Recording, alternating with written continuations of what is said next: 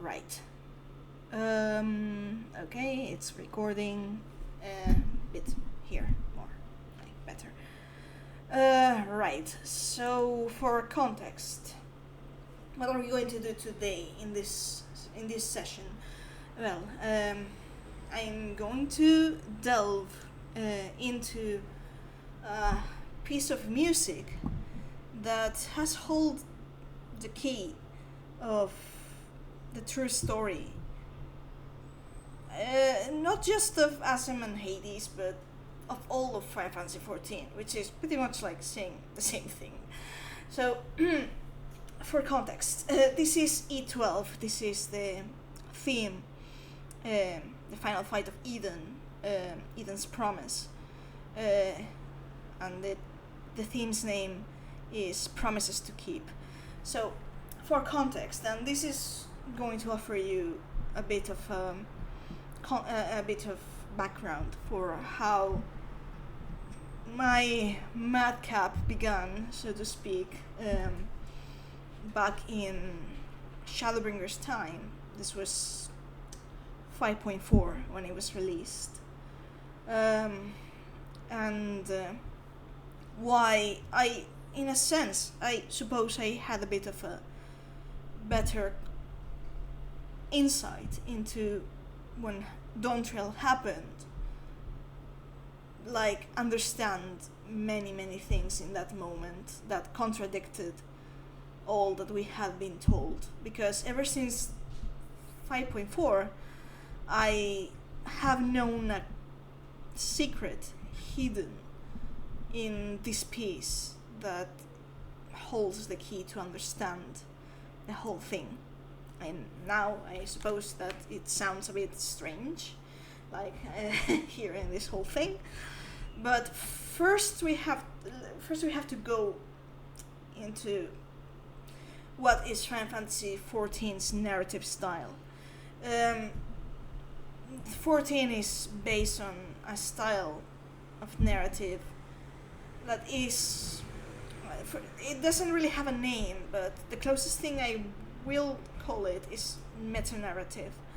It is a microcosm, macrocosm style of narrative in which every single event, character, quest line, allusion, it works as a microcosm version of the larger scope things. This is what I use to analyze Final Fantasy XIV's lore, because it's one style of narrative and structure that I learned to analyze when I was working on my in Final Fantasy XIII, especially Line Returns, as Line Returns is built, all of it, in this narrative style, which can be difficult if you don't know what you're looking for, but it serves as a guideline.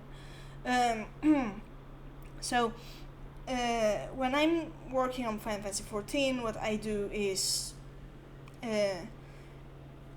when I'm reading dialogue or I'm seeing the events unfold, what the process is to take the events and characters, reduce them to core concepts, and then transpose these concepts to a different situation or hypothetical different situations. This is much easier to do when you're doing it in hindsight, because you know what the context for what's happened before. More difficult to do in foresight, because you don't know what's going to happen, but you can have a guideline or an idea of the themes that are at play. Dawntrail, for example, is entirely built on meta-narrative as well. This is why I suppose many people don't really realize how loaded the expansion is when it comes to themes and stuff, but it's all meta-narrative. But this is not a video for Dawntrail in a conventional sense. We're going to go on about Dawntrail, but not this exact elaboration on why Dawntrail is so unjustly maligned. Right. So that's the context. This is 5.4. This is something I've known for 5.4, I didn't understand fully the implications of it until Dawn Turn, just for context. This is a detail I never seen mentioned elsewhere. So it's like, sometimes I wonder if I'm the only one who picked this up, but I consulted with other sources that are specialized. Namely, I have a musicologist friend. She's the one who helped me analyze this thing formally, and yeah, that's my background. I will link down below this video a link to her channel so you can appreciate her. Right, so let's see. I mentioned meta-narrative, microcosm, macrocosm, narrative style. In this case, what we have to do is go back to the Raids of Eden, realize we have to go over the whole point of the Eden Raids, the storyline, the events, the characters, and all that. So, the Eden Raids are about the revitalization of DMT through the use of gathering ether, elemental ether, and into a form of a primal, and dispersing it, returning it to the land in a concrete order. This, in case you have not realized, the Eden Raids are actually microcosm telling us what's the mechanics of the rejoinings and what is the purpose. The purpose is revitalization of the land. It's sure there's an element of the rejoinings about restoring the world, our civilization, all that. Yes, there's an element of that. But the most important thing that the Eden Raids is telling us is that the land has to be the sundered source has to be revitalized by ether. This is a bit of a long discussion, but let's just say for now that the rejoinings are mechanically sort of explained through the Eden Raids. Right. In the process of this, we meet Gaia, the Oracle of Darkness. There's some mystery about what's her role in all of this, and Eden, the first in Ether, which we later on learn that it's actually an Asian Metron that was corrupted into a Sin-Eater form when Arbert struck him with the Blade of Light, and he's been trapped in this state for 100 years because, I mean, no one else could go get, none of his brethren could go get him in the empty beneath the everlasting light and all that.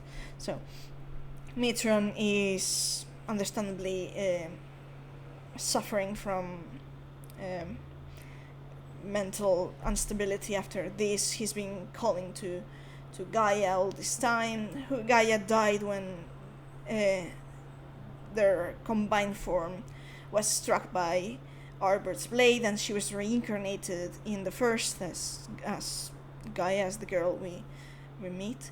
And Metron awakens her memories and her brand as Logriff. And the whole point is about rescuing Gaia when Metron tries to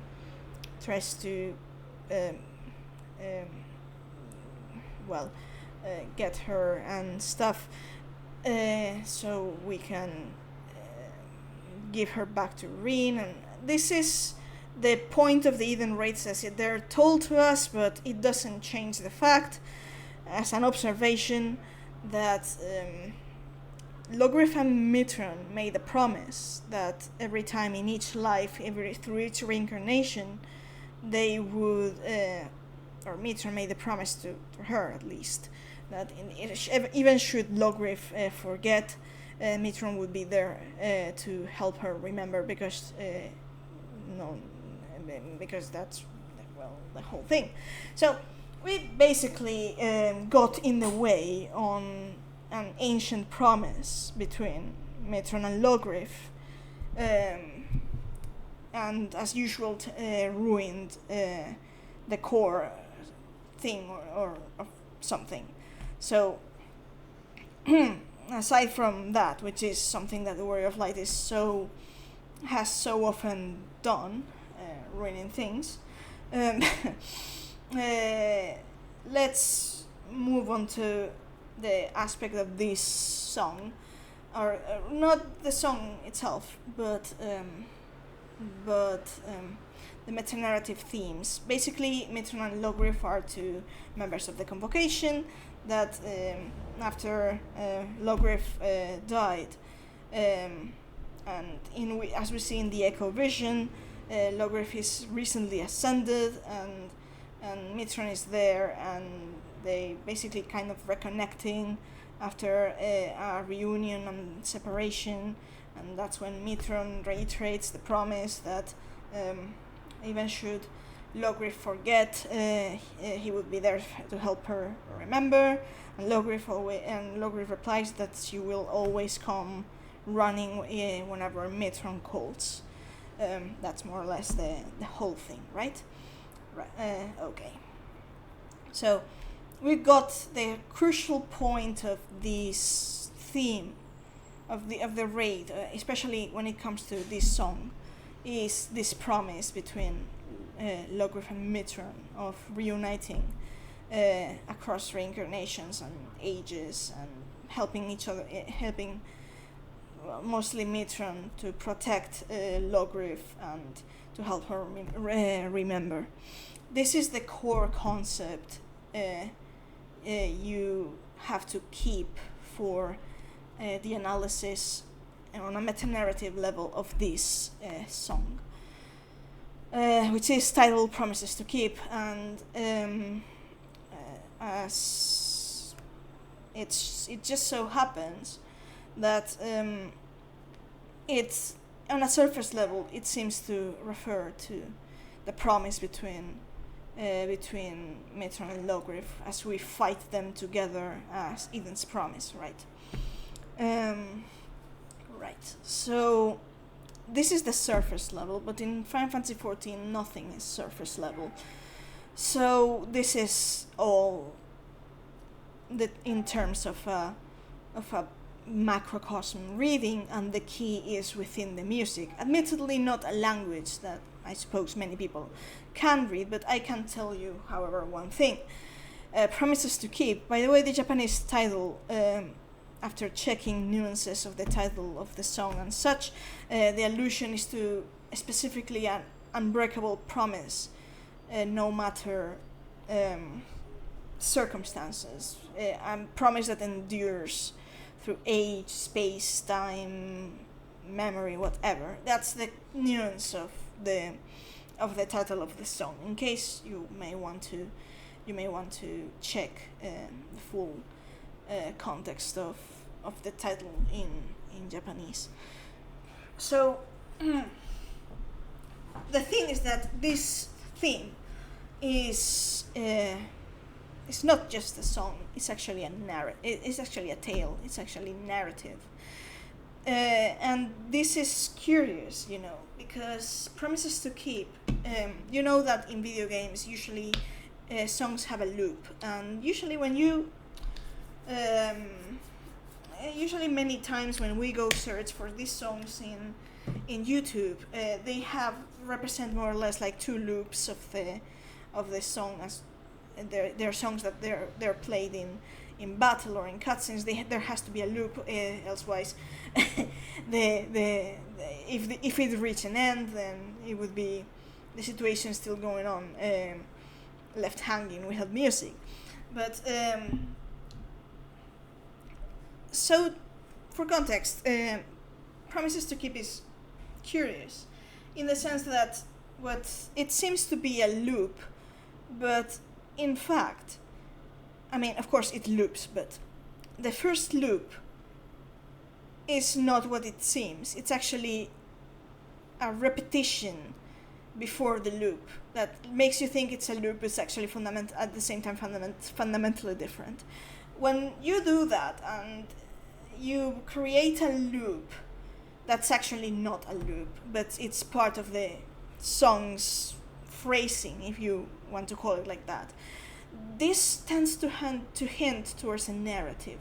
You're looping this in a different way, quote unquote looping, because there's difference you want the listener to realize, and when there's a difference, you're like, why there's a difference, and this usually has a narrative sense. So the proper loop of Promises to Keep is 5 minutes 18 seconds long. It's not the longest loop I've seen in music, by the way, but that achievement still holds for Almighty Bunnyvelsa from Nine Returns Final Fantasy 13. Phenomenal song. Also narrative tale. So this is, like we said, this is the battle theme for E12, the final fight in the Eden Raids in Shadowbringers 5.4. So for now, because when it comes to the details and the savage and the ultimate regarding this fight, I'm going to make notes about it after we analyze this theme. But for this theme, I'm going to need other themes as well, because this song is not only narrative, it's a rearrangement of two other themes. And in these two other themes that it's arranged is where the key lies, and the crucial one is a very sneaky one that changes the whole paradigm of the story we've been told. So since I do have a bit of an audience in Discord as I'm recording this, are you guys ready to begin this analysis? I'm not sure how I'm going to perform a live analysis of music, but go for it. Okay, right, let me check if first and foremost if you can hear the audio. You tell me if you can hear it. Okay, I'm going to add later on sheet music for comparison, but not here, later when we go into the pieces. What I'm going to do is let the song play at length first, and then is when we're going to start piecing it apart. Is that all right by you? I'm going to let it play whole a first run, and then we go for the final details. As usual, I tend to ask and try to engage when I'm quote-unquote delivering lectures. After the first run, I'm going to give you a moment to I'm going to ask you your impressions of the song regarding the vibes. So I want you to be not just listening but trying to think as you listen, if it's all right. I just like these sort of games in a sense. So okay, you tell me if it's too loud, if it's too quiet, or if you can hear it.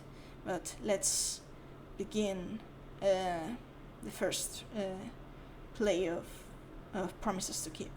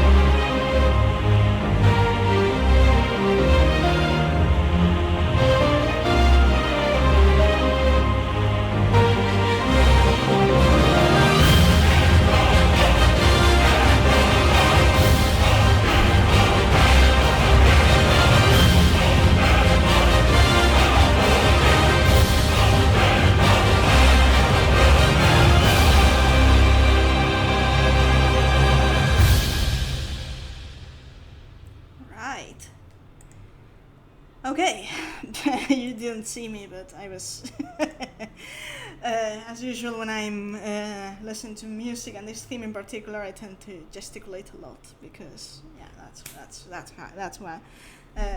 how I am. Right. So question. What is that you may have found about this theme? Impressions, vibes, things you notice, things that caught your attention. Let me know, because I'm curious as to where to begin as the first impression.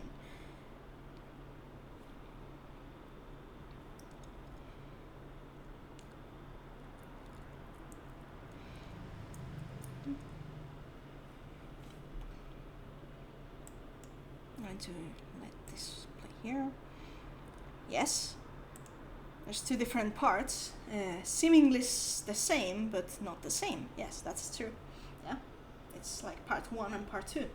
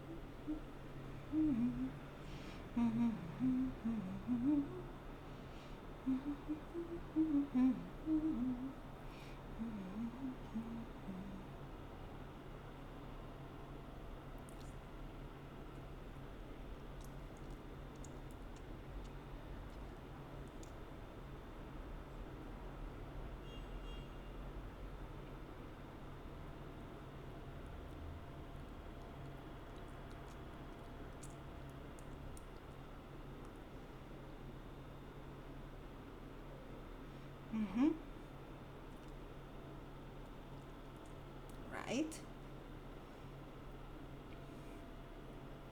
Okay.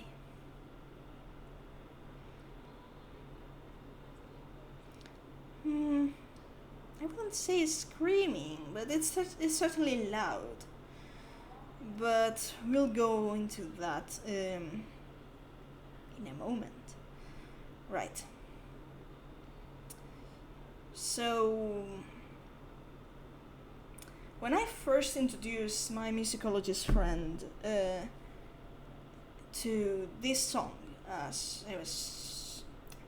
I wanted to get her opinion.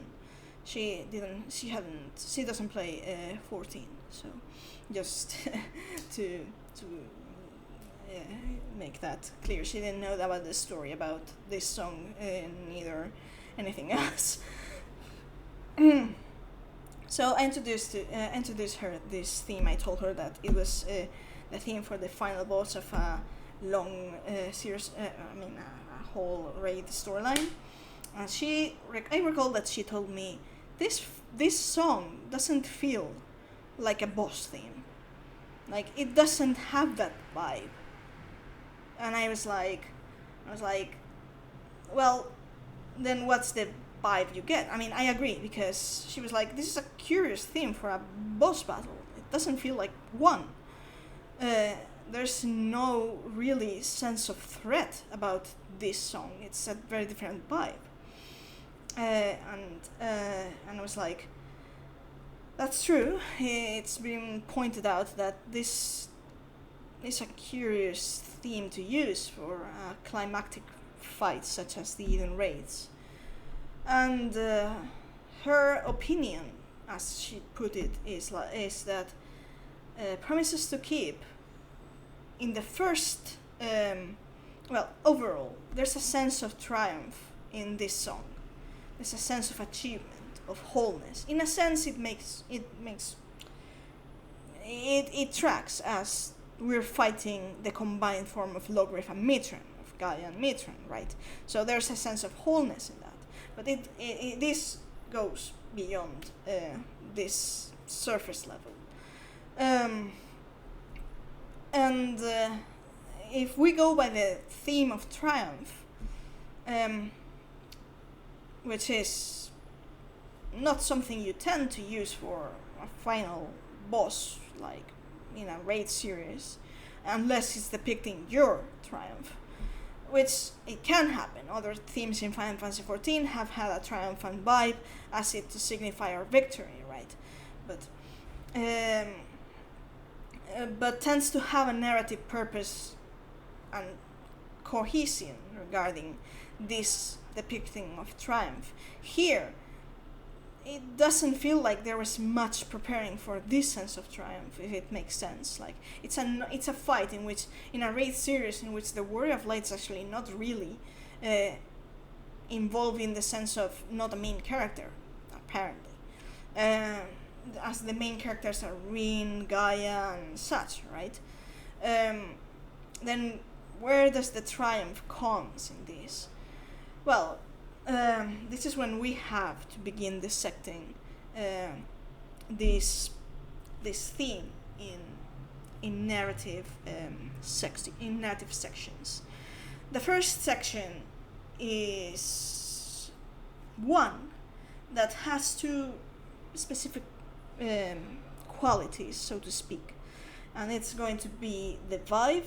I'm going to focus on the vibe and the instruments.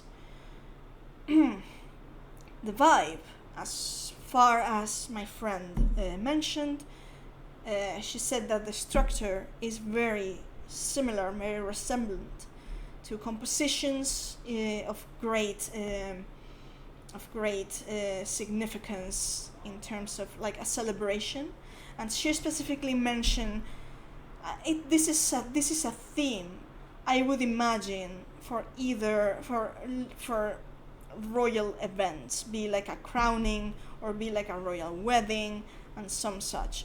Again, when it comes to the whole theme of the wedding, it makes sense because this is Logref and Mitron like joining as one. In terms of the surface level of if you want to approach this theme from the surface level of well, you know. But again, this is not the point of this song, and I have reasons for ascertaining this because of what's going to come later.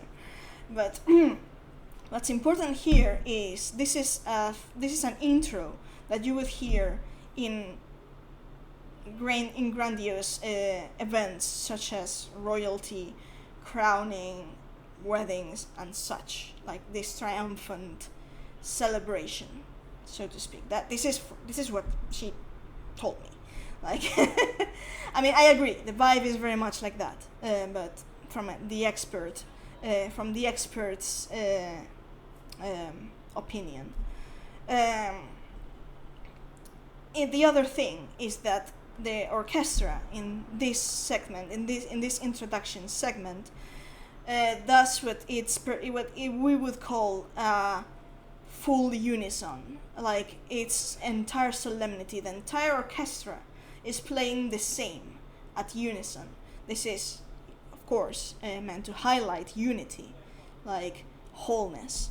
There's the solemnity. Each instrument is in harmony, in complete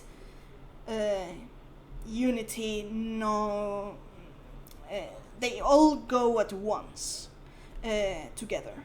So I'm going to play the intro of Promises to Keep with these things in mind as the intro phrasing, and so you can spot these things that I mentioned. I'm going to be replaying things many times just because it serves to illustrate the point.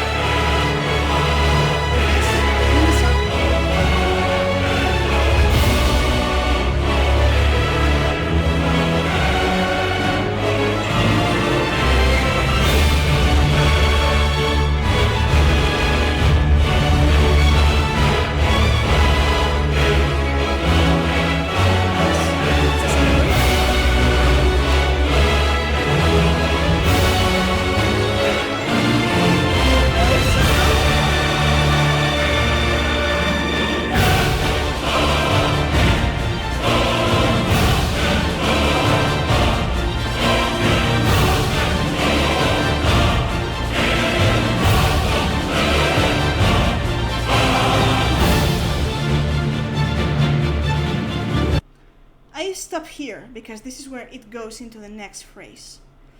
And this is where the key happens. This is where the crucial aspect of this theme, which has been hidden in here ever since 5.4, in our faces, quote unquote, because admittedly, reading music can be it's a language of its own, and not everyone has to be familiar with it. But this is something I've known ever since, and I didn't know exactly how to interpret it. It just gave me the key to understand that there was much more than we were told when it comes to the true story of Final Fantasy XIV. And it's in this section. The first time we went to, this is what changes every single perception. Because music, just to clarify, music is not like words. When you compose something in music, it deliberately means something. Of course, the language it's not clear in terms of interpretation, perhaps, like what does this mean? What does this sound mean, or what conveys to you? Music is one of the most truthful languages, and it helps when it comes to non-verbal narrative to understand what's going on, especially if you can spot leitmotifs, especially in OSTs, in which there's songs or instruments associated with characters or situations, but most importantly characters. That is going to serve as your clue that this theme or this situation or this vibe you're getting from this is tied to this character, and this is deliberate. Like, there is no interpretation in terms of, but it may mean something. No, if there's the purpose, the content of what it means, maybe more abstract. But when you have a character's theme or leitmotif instrument in a whole album or a whole OST, it always means something. There's no coincidence. It's always going to be something related to that situation, that character, whatever. So this is where this is where the key of the whole thing takes place, and it's in this first phrasing that begins with the strings, giving the cue to this phrasing to happen. I'm going to play this section and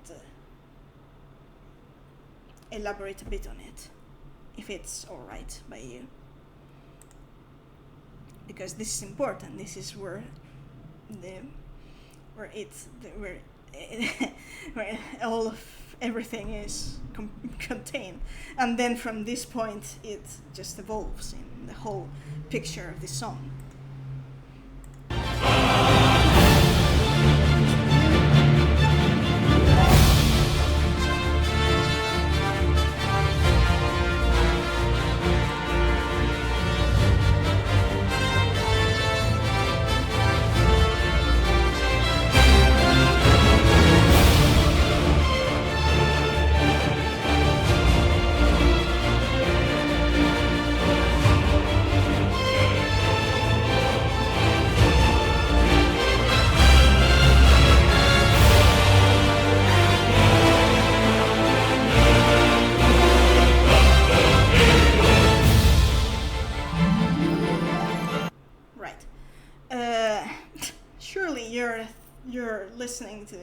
You're listening to this section and be like, but Meowth, what's so important about this part? Doesn't really seem like anything particular, right?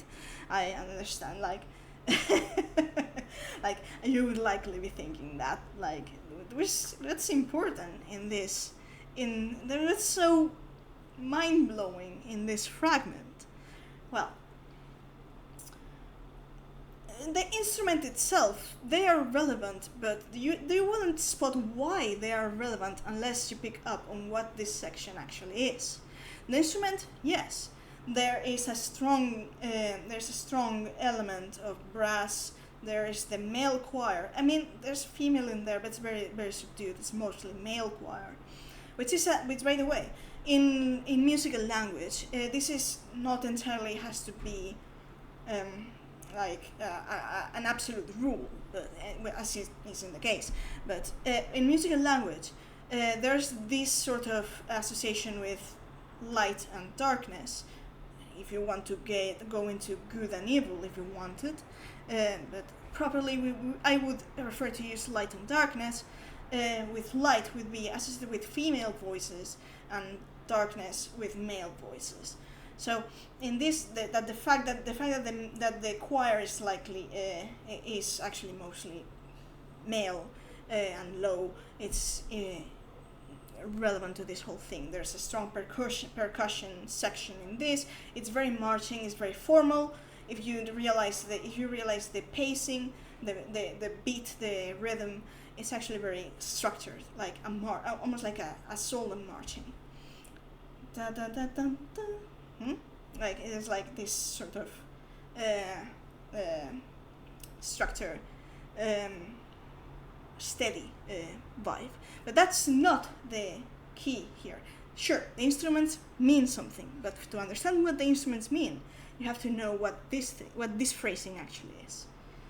I will ask something. Did the melody sound familiar, perhaps?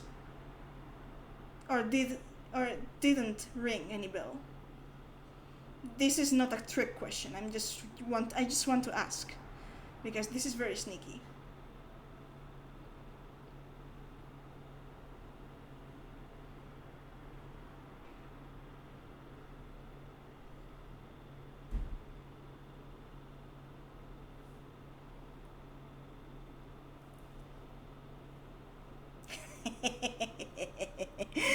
Right. You heard something similar to it before, but you can't pinpoint what it is. I suppose that you can't. So it's like it's familiar, but you're like, I can't really recall where this come from, right? Okay. This is like I said. This is where everything, in this revelation is where everything is contained. Right, what is this section? What is this phrasing? For this, we have to go to another theme from Shadowbringers. So I'm going to let it play and see if you can spot what I'm talking to. Are you ready?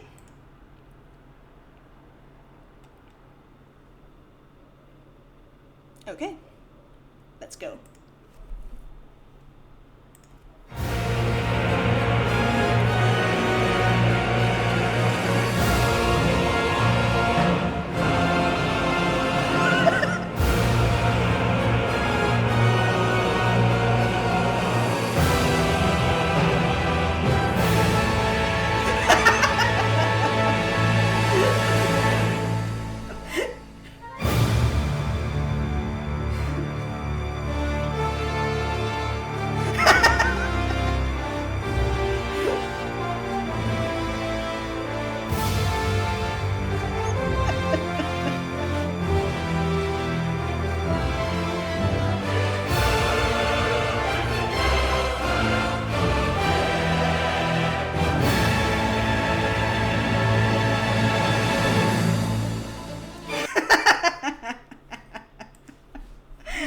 Yeah. Yes, but it is invincible. Of course, Hades' theme. However, the trick here is so sneaky because the loop of invincible, because this, with the part of invincible that's actually intrinsic to invincible, is the intro. The rest of Invincible is actually a combination, a rearrangement of two other songs, Who Brings Shadows / Shadowbringers, and Tomorrow. So, Invincible, I'm actually going to explain how Invincible is structured, because this is going to be important for the patch that's coming for 7.3, and the title and the themes. But the part of Invincible that is intrinsic to it is the intro. And you know what's the trick about the intro? It's never looped. So when you're fighting, you're doing the trial, and you hear the music play, you can recognize the whole melody which is actually the rearrangement. But you only hear perhaps the intro of Invincible once in the fight, and you're likely not going to pay attention to the music there. But you only when you get into the trial and you get the fight, you only hear this intro once. There's no loop of it. Where did they hide this crucial reference, this crucial leitmotif that plays in E12, in Promises to Keep, in the intro? Let me show again. I think it was right. Okay. Apologies for having to. I don't really have the timestamps.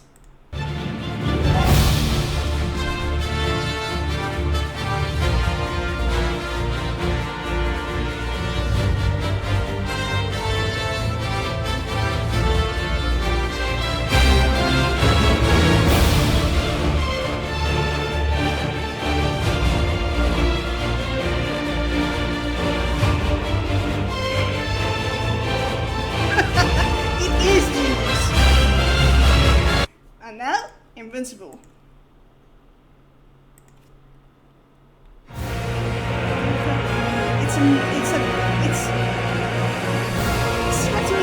It's in a rearrangement, so it's but the notes are pretty much the same as the intro. This and this, like I said, is the only original part of Invincible. the only original, I mean original in the sense that it's the unique part of this theme. As I said, the rest of it is Hovering Shadows / Shadowbringers, and then Tomorrow and Tomorrow. In fact, I can show you but it's curious because it's the transposition and the song I'm going to have to sing here, so apologies for the cringe, but let me try so I can show you. The road going round is lost to the flood. Here proud angels bathing their wages of blood.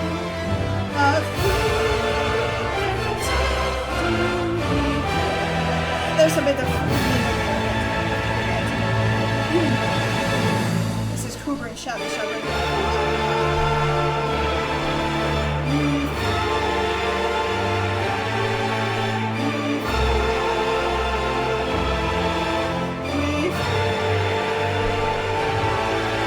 And here it is when it changes to Tomorrow and Tomorrow, which I'm not sure if people actually realize that this is Tomorrow and Tomorrow.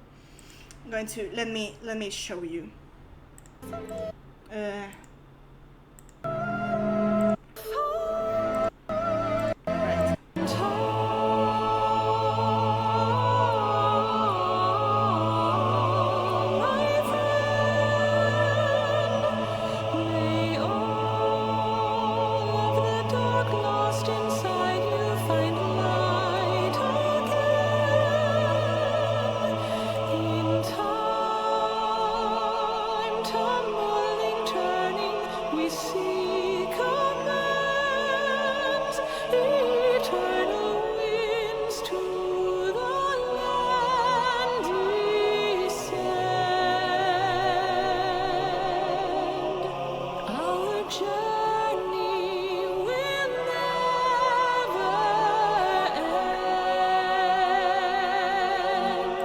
So this, which is in major key, as I can tell, is actually turned into minor key for Invincible. Let me.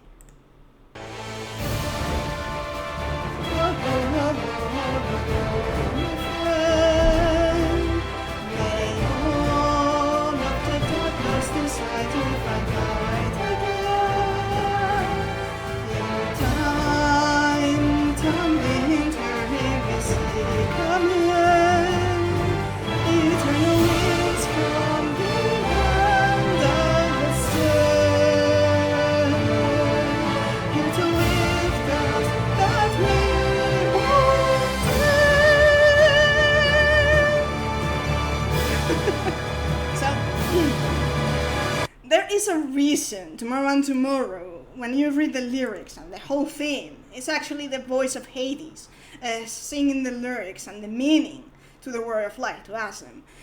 So the whole thing about it's in the music, it's part of Invincible, it's part of his theme. So this, of course, is going to be relevant to, is relevant to the upcoming patch title and themes for Dawntrail, and the whole of Dawntrail, to be honest, but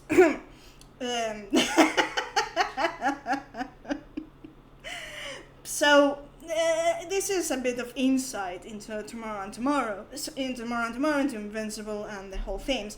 But what is crucial here is that the point of the revelation of this song, that, to be honest, I've known ever since back then. I just didn't, until Dawntrail, it didn't make sense as to what actually meant, because it was a moment of revelation in my brain, to be honest. I will never be able to explain how Dawntrail felt to me,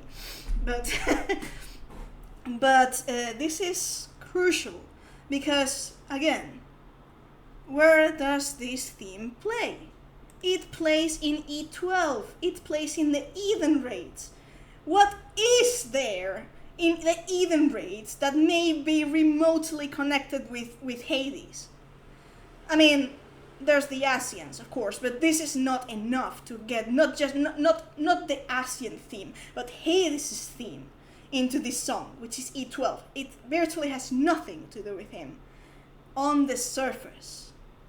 Because if his theme is here, that means that this song, this scenario, has something crucial to do with him. Where do we find that? In the meta-narrative, in the microcosm, macrocosm, in the parallels. The Eden raids are telling us a story. They are telling us a situation, the microcosm, which is translated to the macrocosm. And that macrocosm is being revealed to us by this theme, promises to keep, the unbreakable promise, if you want to go in Japanese, loosely translated. Logrif and Mitron in this storyline, if you want. Logrif and Mitron are meta-narrative stand-ins for Asm and Hades. The promise of the whole thing about the promise of making Logrif remember, to search for her and make remember, that Mitron makes to her to protect her and all that. That's meta-narrative for Asm and Hades, for him to Asm. That's, of course, now I get, I mean, back then I only knew, because of the title of the song, the theme and the meta-narrative, that there had to be something related to a promise made between Asm and Hades that contradicted by principle the whole fanon that Asm left the convocation in bad terms. They parted, like Asm and Hades parted ways in bad terms. There was Asm disagreed, and all. There was something fundamentally contradictory with music. And in these cases, I'm going to trust music before spoken word, because music doesn't lie, words do, which is what I believe is the case, that the whole version of the story of Asm's desertion is actually a lie. It's meant, like we see in Dawntrail, with the lies used to protect someone, because Dawntrail is a whole meta-narrative study on the true story of Asm and Hades told through meta-narrative stand-ins, but that's a whole different analysis, so I'm not going to go into there. You just need to know that this single phrasing, understanding what it is, challenges entirely, breaks down the narrative of the opposition between Asm and Hades, or the convocation. But if you want to be more precise, like adhere precisely to the characters of play, then let's go with Asm and Hades. Simple. Like, there is no other reason for this theme to have invincible in it. Unless it's telling a story through the microcosm, macrocosm meta-narrative style. So, we mentioned before, the instruments. Yes, the male choir, the brass, the percussion, the instrument. Yes, because these are the leitmotif instruments from Invincible. These are the leitmotif instruments that represent Hades throughout this. I mean, in music, true, associated with him. But in this song, when you hear these instruments and this sort of vibe, this rhythm, especially the male choir and the strong percussion, it's a mark of his presence in musical narrative style. So, male choir tends to be associated with darkness.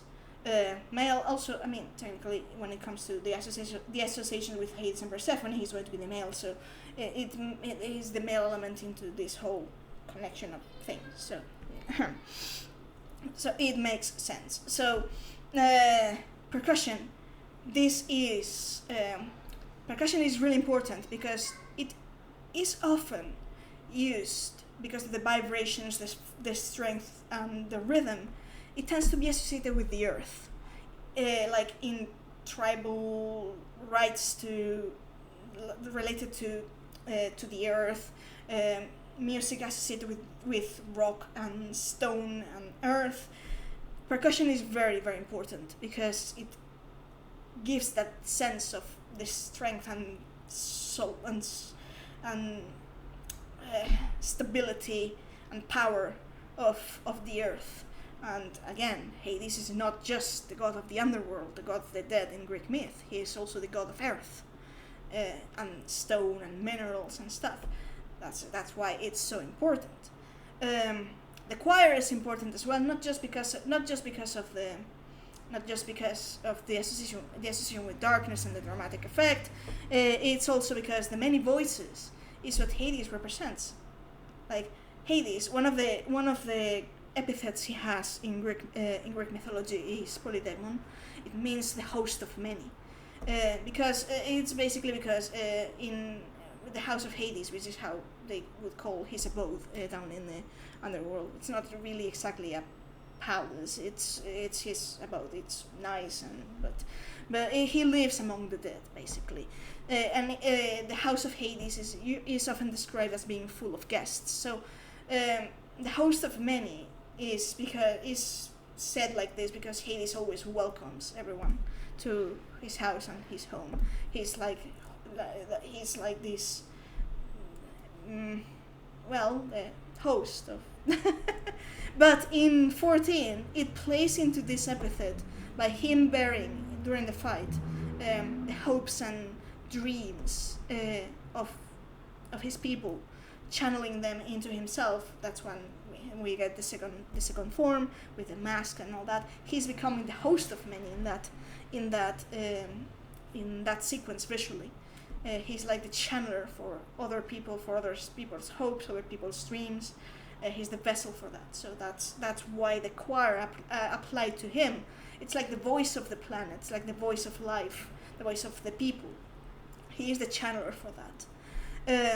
The brass is another strong, potent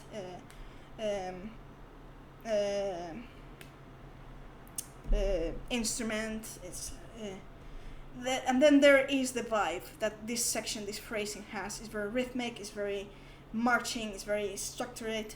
This aligns with Hades' personality. He's the reason to Asen resolve.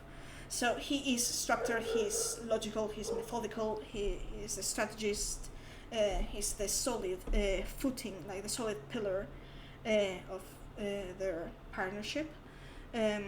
So it emphasizes this association with order and structure that Hades possesses. So with this in mind, let's go again to listen this phrase with this whole things together. Okay.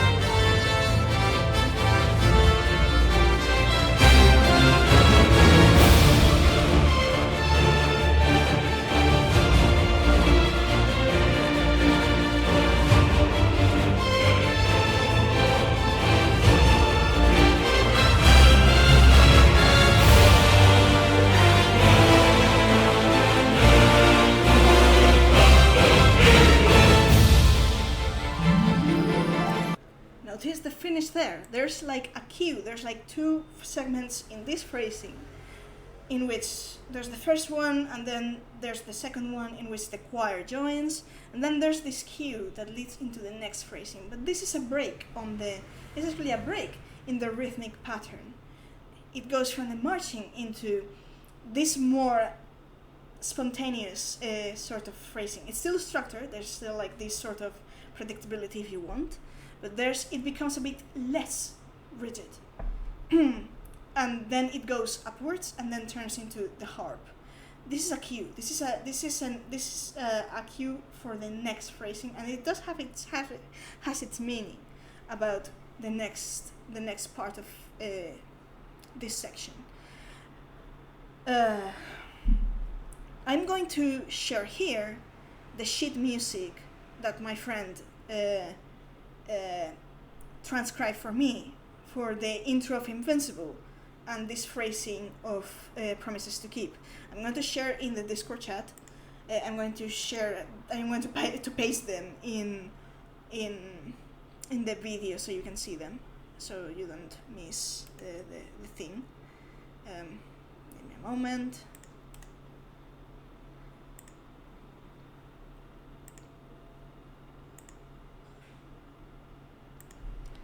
So these are the two together put. Together. Give me a moment here. Oops. These are the two of them put together. The intro of Invincible and the Promises to Keep. And the second one is Promises to Keep and the intro of Invincible transposed in the same key as Promises to Keep. Of course, this is an arrangement. It means that the notes are not going. If it was a remix and a rearrangement, it means that some notes are going to be moved around, or the notation is going to be slightly different.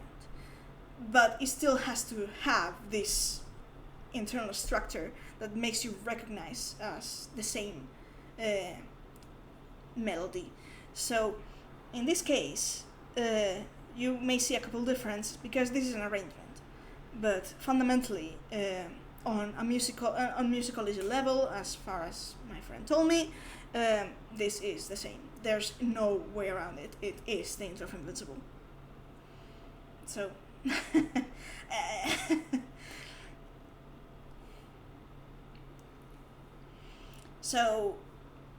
of course, I'm going to paste them on video and all that. So.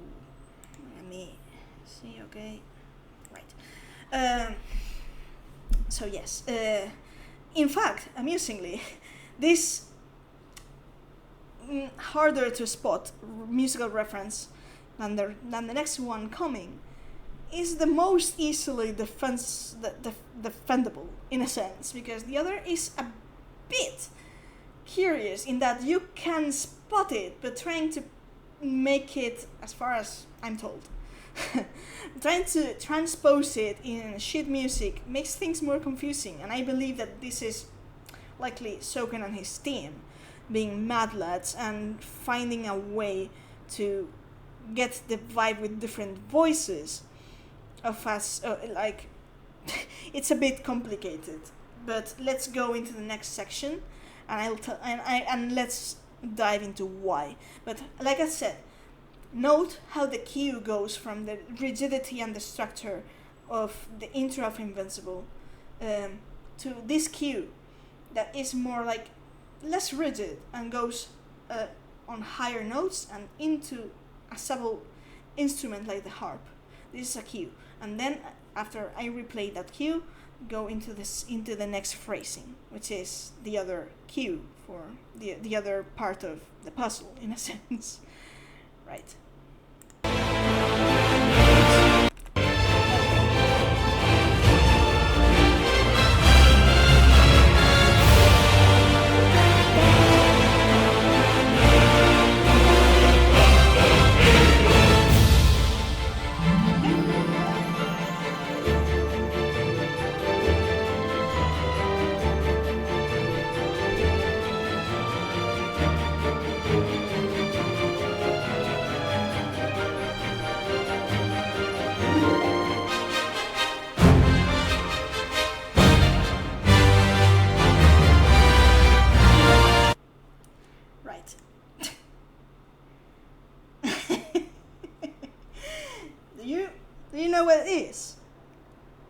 course, the vibe is very different. It's very whimsical. It's almost like there's this whimsy of this theme, very different from the rigidity of the phrasing from Invincible, right? You know what it is. Maybe it sounds familiar, or can you actually spot what it is?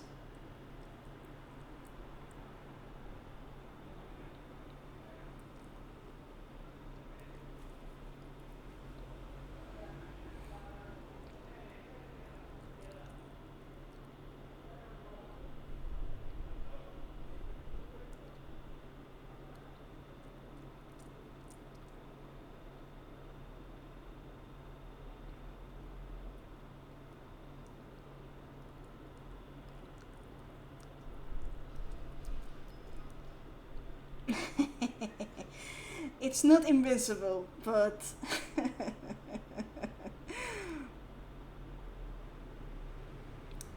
like I said, this is a very whimsical part of the music. There's crucial things in there to be noted in terms of how it's structured, but the most important thing you need to know is that it is another rearrangement of a leitmotif song.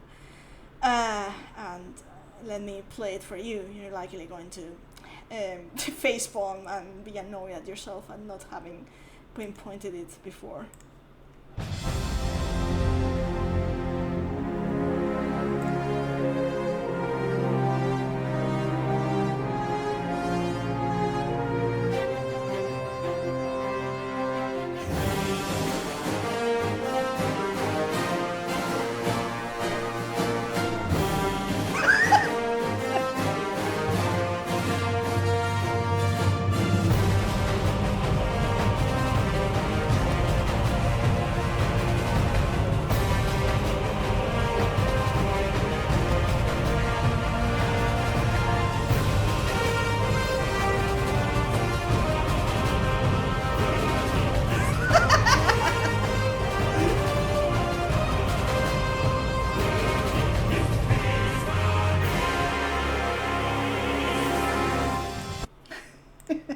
While you have a minute, I'm going to play the segment again.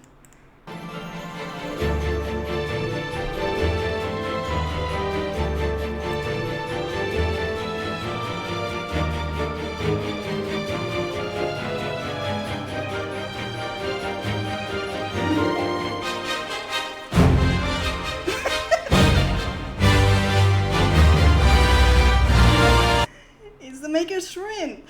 It's Asm / the Warrior of Light's theme. And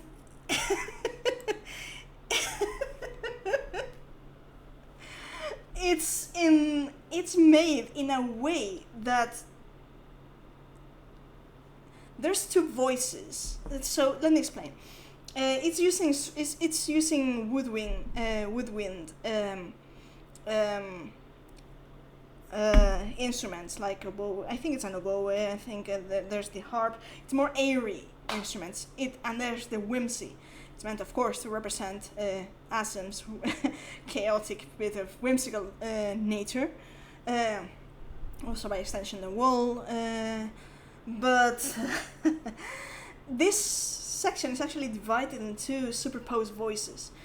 But according to my musicologist friend, these voices that seem to combine together the Maker's Ruin don't actually, like I said, they seem to combine together to create the melody of the rearranged melody of the Maker's Ruin, but on their own they wouldn't be recognizable as the Maker's Ruin. So this is not as easy to transpose into sheet music as Invincible is. Invincible is definitive, there's no question about it. It's more about the intuition, the perception made from the impression of listening to this whole track and the different voices in it, rather than a single line that is written, transposed, the Maker's Ruin. But she also told me that the two voices that seem to combine together to create the Maker's Ruin are at dissonance. which is important because if we're reading this as this is the theme of Asem / the Warrior of Light, that means that there is a dissonance between these two voices. Like, Asem and the Warrior of Light are not in agreement. There is no harmony between them. Of course, if we go by the evidences that I'm not going to explain here, but if we go by the evidences that the whole story about the defection, the whole story about the defection is even clearer, like this. But I'm not going to go into that. If we go by the whole thing about the defection of Asem being a lie, then that means that Asem was not against the convocation / the Asians. In fact, there's evidences in-game, hidden, of course, so far, that point at Asem actually being the intellectual sort of founder of the Asian effort. Which that would mean, then, that the Warrior of Light has been acting against directly the heritage, legacy, whatever you want it, the purpose of the real self by being junked thanks to the light and Heidelin. So, aside from that, there is this sense of dissonance, which, narratively speaking, this dissonance, this fundamental clash between the Warrior of I'm going to say the wall to make it like, because the Warrior of Light is the persona and Asem is the other self. The Warrior of Light is like the hero, the heroic persona. The wall is more like the real person, so to speak, to use names basically. So so there's this dissonance between these two voices. And there's something that, if not here perhaps in this video, but if you go to this theme and you listen to it with headphones, you're going to notice that in this first part of the theme, one of these tracks is actually lower in volume, like in intensity, than the other. There's one track, there's one voice of the two that combine into the Maker's Ruin that has predominance. In fact, let me show you. Here.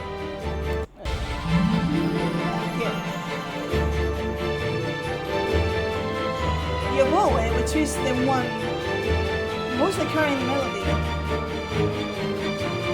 it's actually lower in volume here.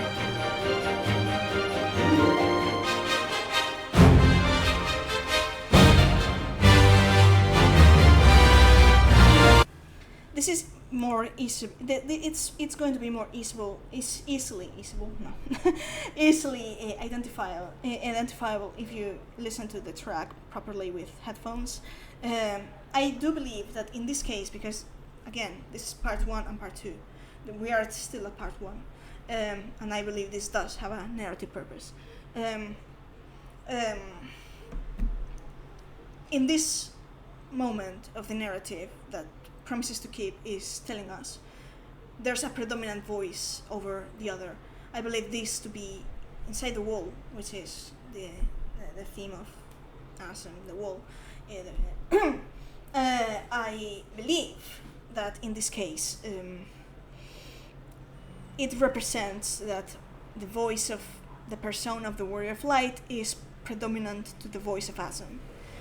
The self of the Warrior of Light is has more strength, is louder than Asem's. That's what I would take from this structure. It sounds whimsical, it sounds happy in a sense, but underlying this voice, there's the dissonance, there's the fundamental dissonance between these two voices that create the Maker's Ruin. And as I mentioned, and as you likely saw, the cue here that goes into the next section goes from the whimsy to the strength of the brass and the rhythmic pattern, and goes lower instead of higher like the other cue. Like, let me play it again.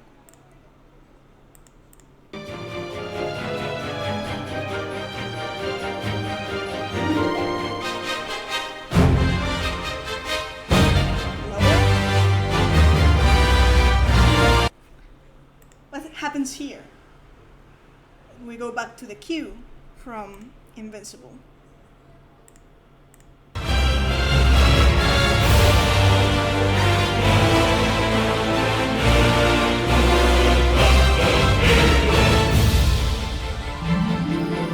Higher. What happens?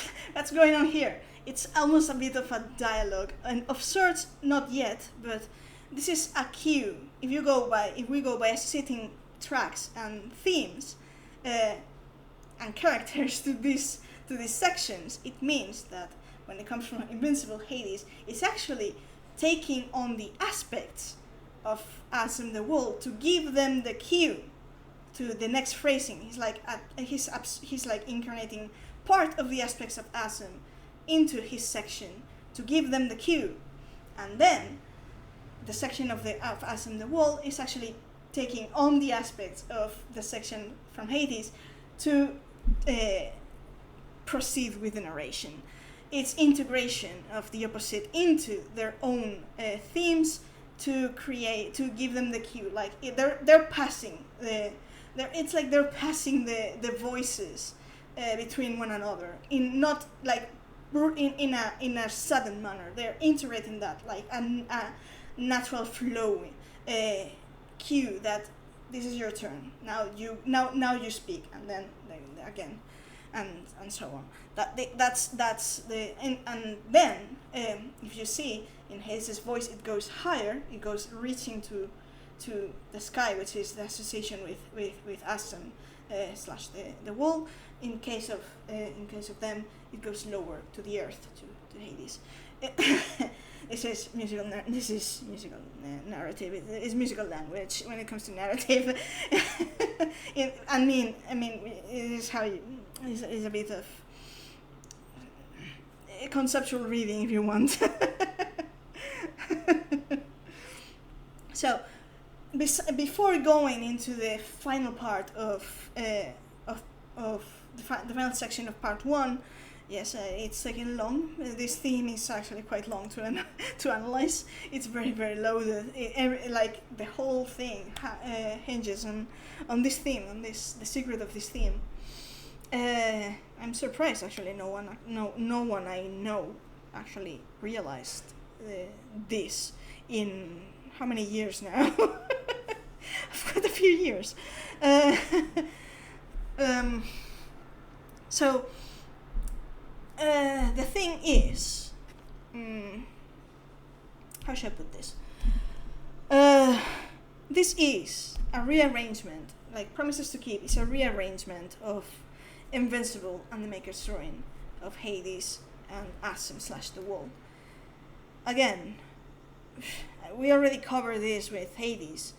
You could say, what does Asum, the Wall's theme, do in this track about Eden, about Logrif and Mitron? You could argue, but the Warrior of Light is fighting, so it's naturally going to play a part. You could say Arbor was the one who separated them and killed Logrif and turned Mitron into a Sin Eater. Yes, but it's very vague.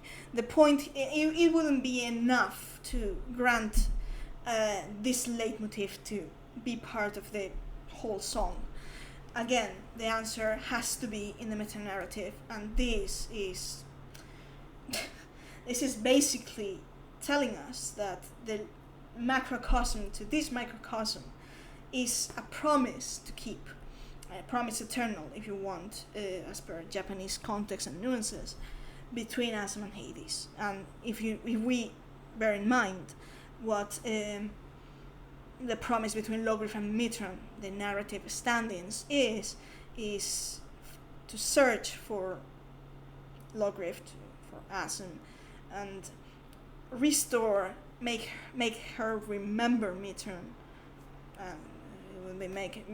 make her remember Hades in this case, and Logrif promised to come running to Mitron, which basically to answer Matron's call. So of course this is like the summarized version. There's in terms of what's going on the macro level in the narrative, it's further polished by other many aspects and meta-narrative and situations throughout the game. But this is, I'm talking just for the context of the Wraith storyline and the macrocosm of the characters that this song portray. So this revelation is enough to make you realize that this, of course, like I said, it challenges the established narrative fundamentally on a core level. And music, as I mentioned, music doesn't lie. It always have a meaning. It's specifically composed to represent something. So this, we establish, is a story between Asem / the Wall and Hades. We've established their different voices. We established the intro of Promises to Keep being like the celebration and coronation, or maybe even a real wedding, if you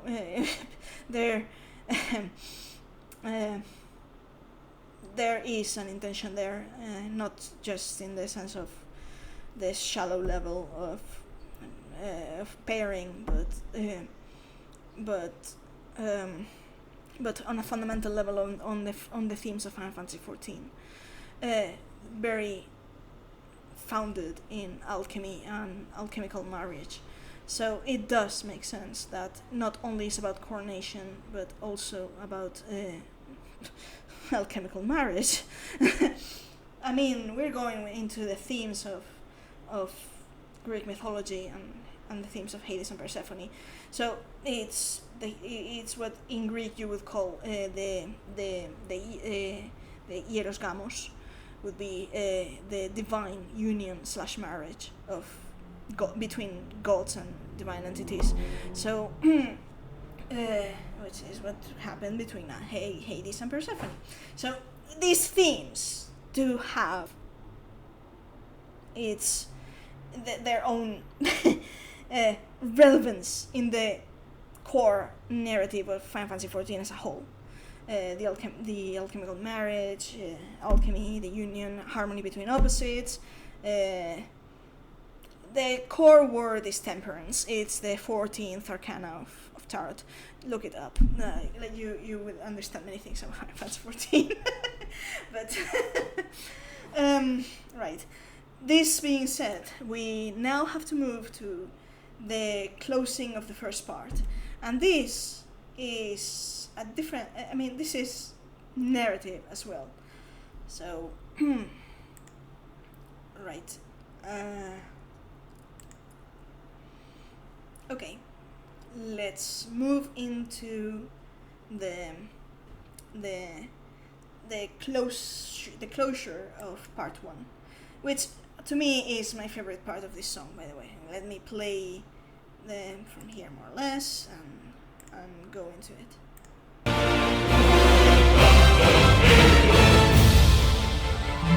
I wanted to make a surrender.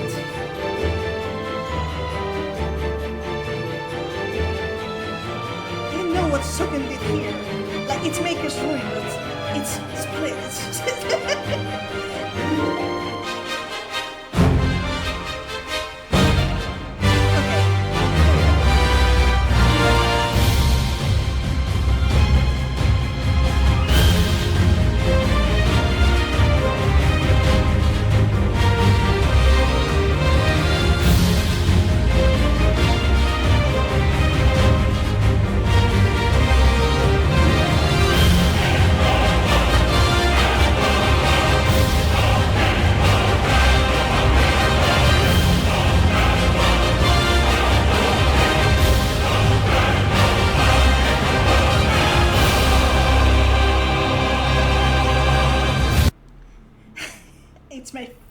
Part of this song, but it's even more favorite to me because of the meaning of the narrative. Of course, music is difficult to tell exactly what the meaning is if you're not the composer, right?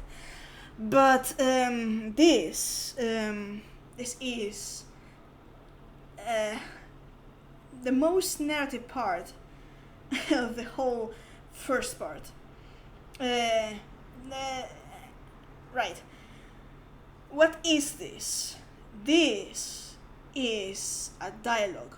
This is a musical dialogue. This is something that in music is called call and response.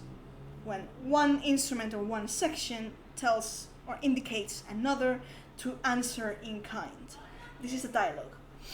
So, I mean, of course, call and response is the core of the dynamic between Asum and Hades, because of the summon spell, the calling that they both share, because it's a spell as often associated with Asum, but we also have to bear in mind that that Hades is Asum, quote unquote, as well, because he bore the mantle of Asum through. We learned this in Endwalker by heavy implication, and that he knows the spell. So it's a spell share between the two of them. Their method of sorts is like there's this secret of them, is this mutual calling ability. Which is, again, founded in call and response. So, this is where the dialogue happens. We first go into the intro, we go into the voice of Hades, we go into the voice of Asum / the wall, and then we go into this closure of call and response. Let's analyze it. The intro to this, the cue to this section is one of my favorites. It's so powerful. Look at here. Look at this. Because we come from the cue from Asum / the Wall's voice, and look how it goes.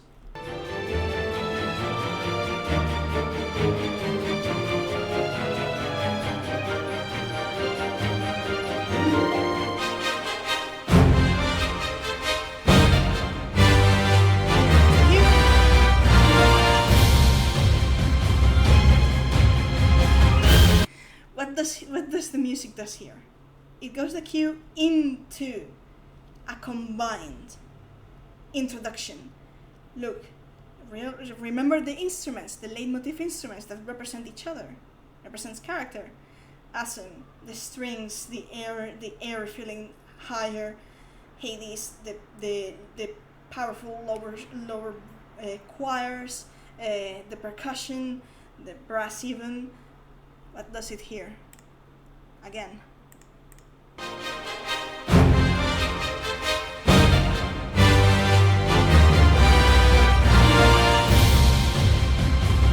High-low.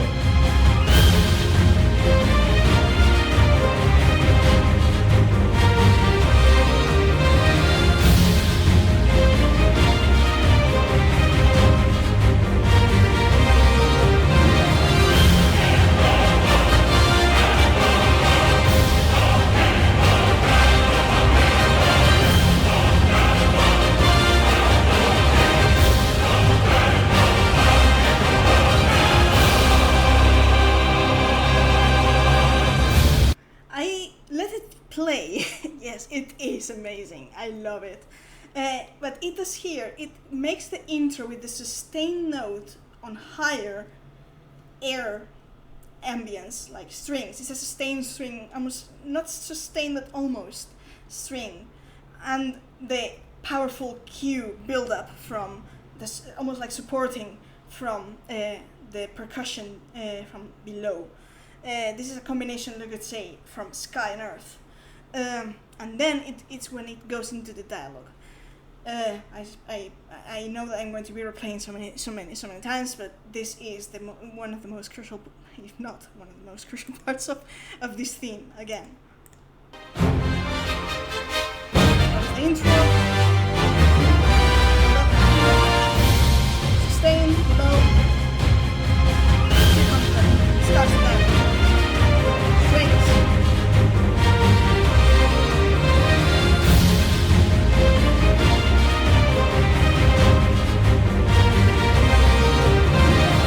What's doing here? I'm stopping here because this has to be split further. You realize that strings equal Asum the wall. It's carrying the melody. Pause. Pause. Pause. What is doing this? The key to understand this dialogue is in the pauses, the deliberate silences. In the meantime, below there is the supporting. There's the constant steady percussion. It's building support. But this is his presence. After all, his role usually is to give support. Yes. Well, what you have to realize here is what the strings are doing. Pause.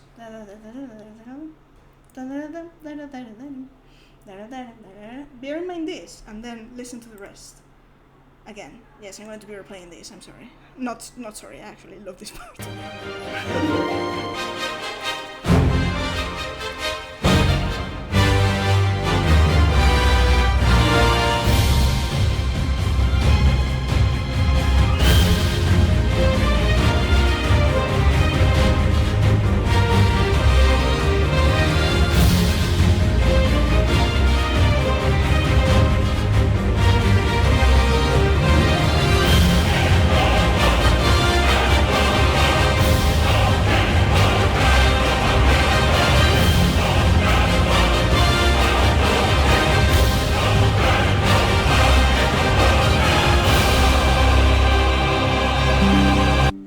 What does it do?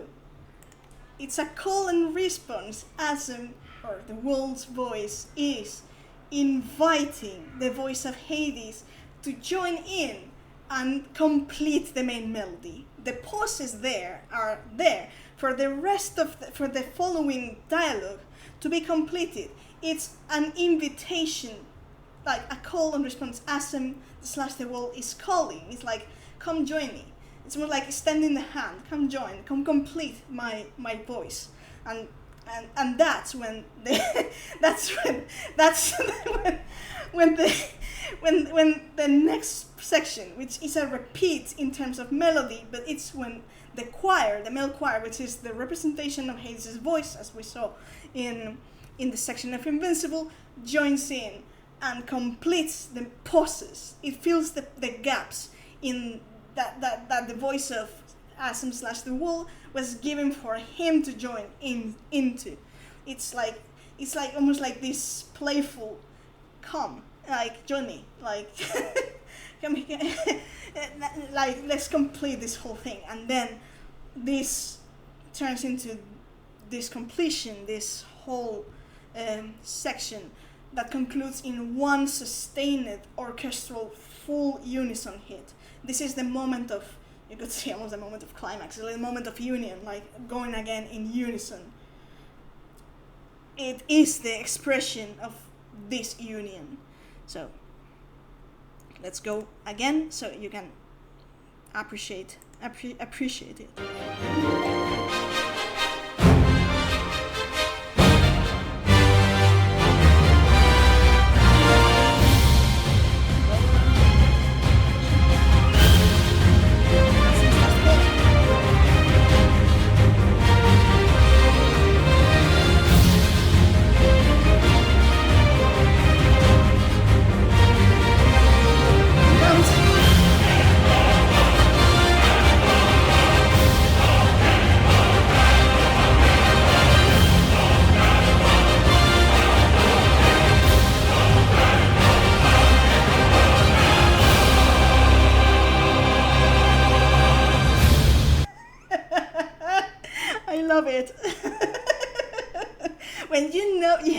When you know the meaning of this song, all of these dialogues, these interactions are even more meaningful. You understand why this song is built like that. But you need to understand the crucial pieces to understand the wholeness of the narrative of this song. And we're just at part 1. This is just the first part of the song.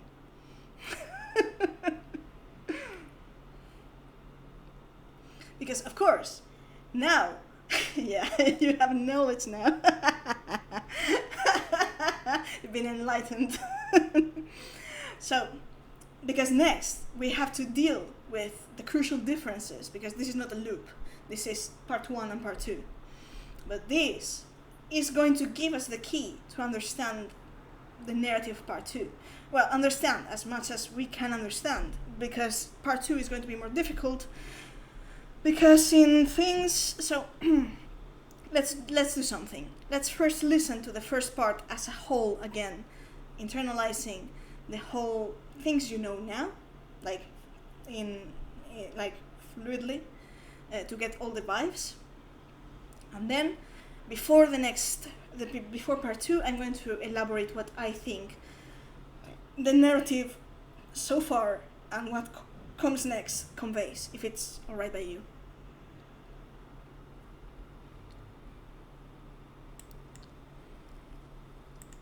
Okay. I mean, to be honest, it's just I want an excuse to keep playing this song. I'm going to admit it. I just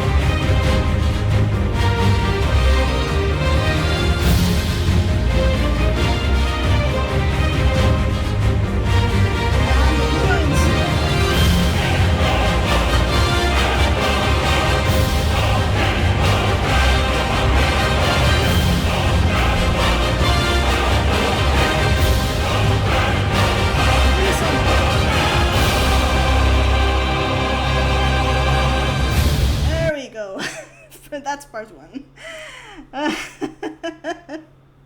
Oh, I love this theme so much. And that's that combination, that final section is so phenomenal, especially if you know what it means. Right. Now for meanings, because this is, like I said, this is a narrative piece. So what does this theme means? To be honest, I will say this is something that back then I wouldn't have had any ways to guess. I mean, I'm not going to say I know. I'd say to guess, because this is like a more difficult part to analyze of this theme. Of course, we know it's narrative. It's telling us a story, but what exactly is the nature of that story? Because it's divided in 2 parts, and without Daunton we would never been able to realize this. I believe that this whole song actually tells the story of Act 1 of Final Fantasy XIV, which ended with Endwalker, and then Act 2 of Final Fantasy XIV, which began technically in the Endwalker patches, but that's an interlude. But it began properly in Dawn Trail. Into as far as they said that they planned this story arc. They said Neo, it's actually not Neo, it's actually Act 2. As a trilogy. So it would cover Dawn Trail 8.0, 9.0. But Shadowbringers is, though it's contained within Act 1, it's actually more like a prelude, like the proper prelude of Act 2. Dawn Trail is not copying Shadowbringers, it's picking up the themes of Shadowbringers that Endwalker tried to make us forget, but below the gaslighting and deception of Endwalker, and it's not gone. Shadowbringers is the gate into the prelude, into Act 2, into Dawn Trail and further. Because this theme, this raid series is from Shadowbringers, it makes sense that they would be teasing at this story in two parts, in two acts, if you will. If we go by that parallel and the fact that this song is split in two, then I think it's possible to draw a parallel, a narrative sequence in music between Act 1 and Act 2, in which case what we have listened to so far would match with Act 1, and what we know so far, aside from the truth of things, which is what this song is supposed to be telling us in this narrative way. So personally, if you were to ask me how I would read this song, because this song is basically telling the story of the two Asam, the bringer of light and the bringer of shadow, two aspects of the sun. The sun is bringer of light, most commonly associated with the sun is also the main source of shadow, so they both are aspects of the sun. This has more nuances then, but let's just leave it at that for now. So if I was to read this progression, I would say that the beginning, the solemnity, the union, is before the final days and before the sundering, the state of what the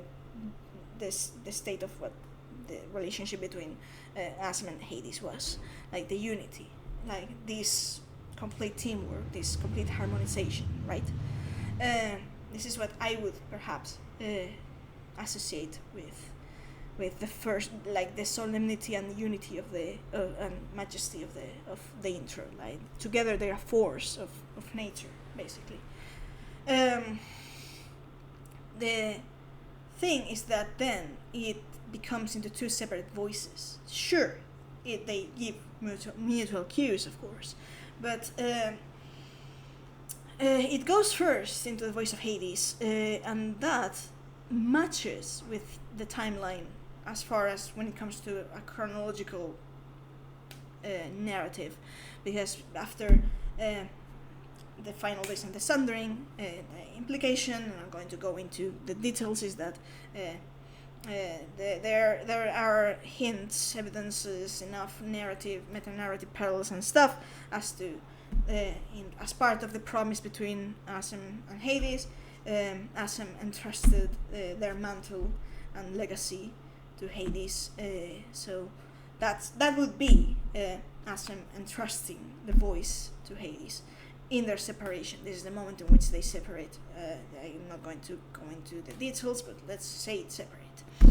And that's when Hades' voice picks up, narratively speaking, throughout the 12k years of in between the sundering, the finalists and the sundering, and then when the wall is happens, basically. So he carries the mantle of Asam in throughout this interim, and then passes it down. We have not fully embraced the mantle of Asam. We just carry the crystal. We have not embraced the identity of Asum so far. Yet. That's the proper word, yet. In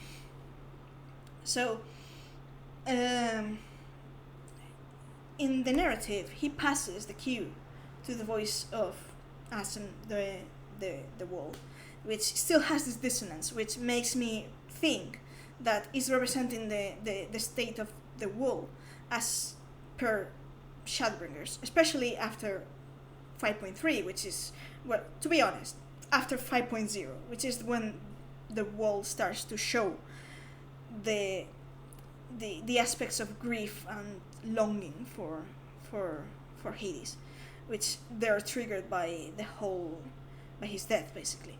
So this is, you could associate this with Asum's consciousness inside the wall, awakening at this grief, at seeing Hades die. So if this is 5.4 and this matches sort of like the condition of the wall as per when this fight was released, then it would be like the predominant voice would be that of the Warrior of Light, the persona, the hero, the servant of Heidelman, servant of the light. Then there's the one below that would be Asum's consciousness starting to rebel, to awaken. That's the dissonance between the real purpose of our character, and the assigned rolling in servitude, like the lie. So it goes into this passing and this passion things, and then it goes into the call and response segment, which makes me think. Back then, maybe without the context, maybe we could have thought it was the events of 5.3, in which the wall calls and Hades comes to save us from the rift and all that. But I would, because this is like posed as in the end of Act 1, of Part 1 of the song, I would rather associate it with Endwalker, and how at the end of Endwalker, like the culmination of Endwalker, in that crucial moment in Ultima Thule, when we're deprived of the influences of the science and external pressure, so to speak, and the world is faced with a seemingly despairing end, without a dead end, without way of finding any hope to reach forward, defying the command from the science, from Y'shtola, don't use the crystal. The wall actually uses the crystal and finds the final answer of hope in calling Hades, and Hades, but mostly Hades. This is the moment in which the call happens and he responds, and together, in this brief moment, they defy Meteion's despair. This is the reunion. Of course, this is not yet a definitive reunion. It was a fleeting moment, so to speak, in which they have this moment, and Hades takes the chance to water the seed he planted, and it's the cue into Act 2.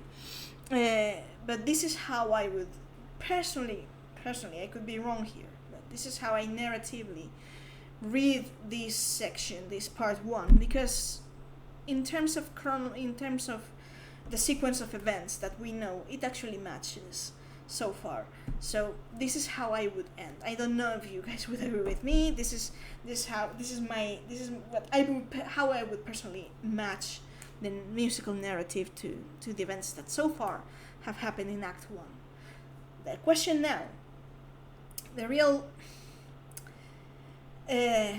quicksand, in a sense, right now is Act 2, because we're still just at Dawnhill. We're just not even finished Dawnhill per se to know where we stand. I mean, in a sense, meta-narratively and themes-wise and stuff, it's actually quite clear where it's going, but I'm not going to go into that much into that.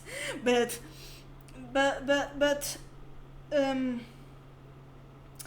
it becomes way more difficult, because it goes from hindsight that we have right now, hindsight analysis, into foresight. and that of course is going to inevitably be much less certain. So I'm going to try, based on things that I've been researching for a year, and you're going to listen to things that maybe you think Meowth has gone mad. That's stuff to explain another time, another moment. I'm going to try to summarize as much as I can, but I do see a structure happening, and I think that this song may guide us into polishing this structure of what's going to come. That actually I see the traits, the narrative traces, happening already from Shadowbringers into Dawntrail as part of Act 2.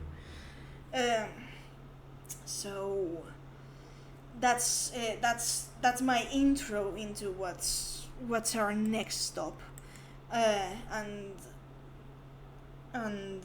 try to analyze narratively as much as it's possible with the information and my research that I have, the interpretation of things. But first things first, we're going to listen to part 2 of this song and spot what is fact, like the differences of things, and then from there we can elaborate, we can theory craft, and we can venture things. But first we have to spot the real differences, which is fact, which is something is there to tell us something, and that we have to interpret. Is that alright by you? Like, so far made sense? Do you need me to elaborate on anything? Any comment before we move on to this second section? Yes? Okay. Right. Then we move on to a full listen of part 2 of Promises to Keep.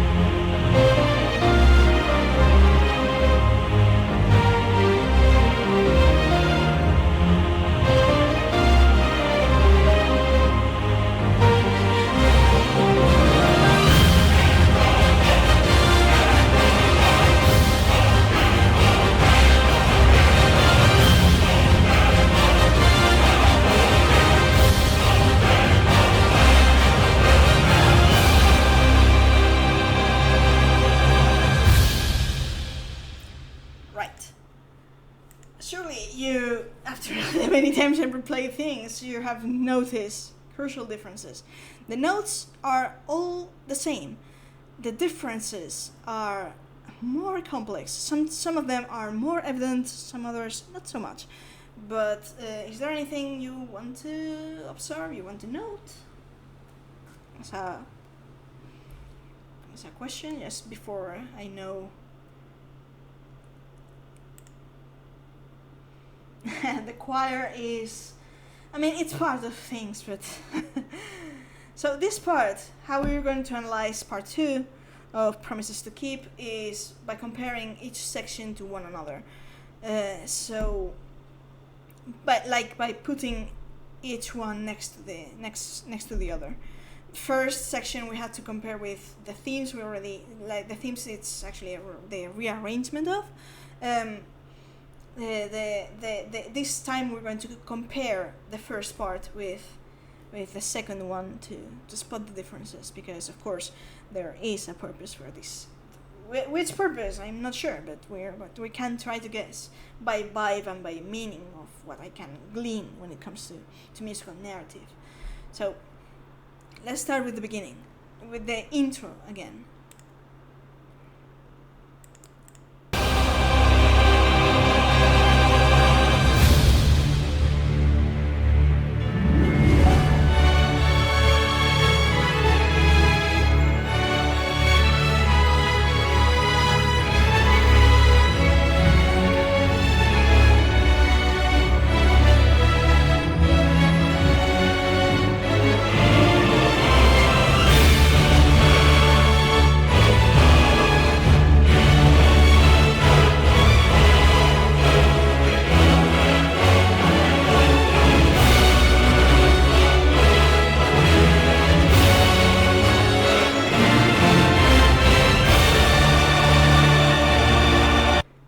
Is largely similar after these things, but what's the first thing that you may have noticed of the difference here?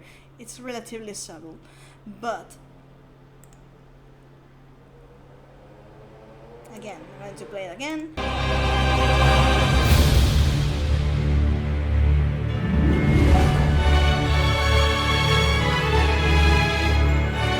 Do you realize something? The choir is gone. The choir is not there.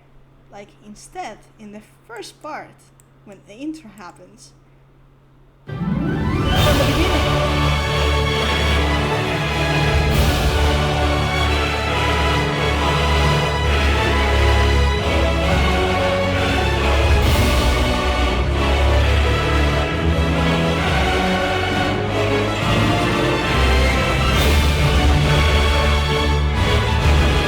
we go here. It's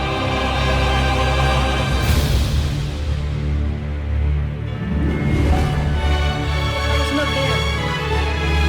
And there's this sustained, low string note in the background, creating the sense of emptiness. There's a void, a space, and then it comes.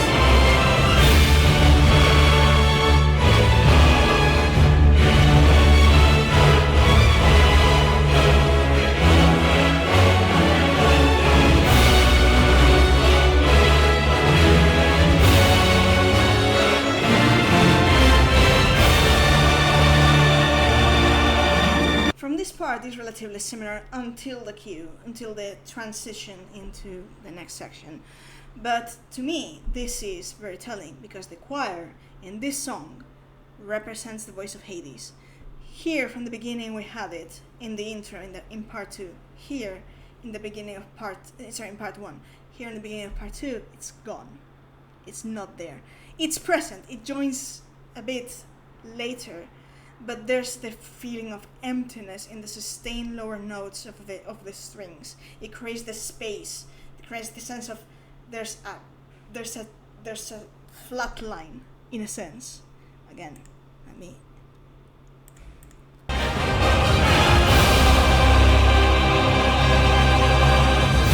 Listen to the background.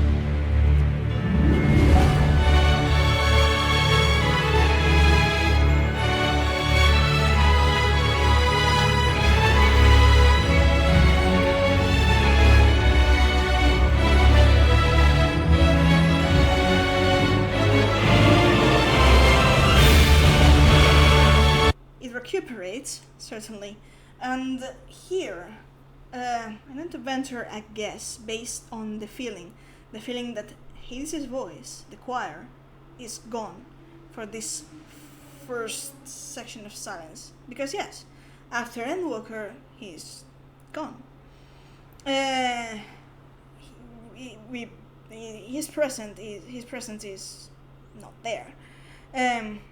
However, the thing is that Dontrell, despite him not being like openly there in voice and reference, like in the situation, the meta-narrative of Dontrell is filled to the brim with his presence.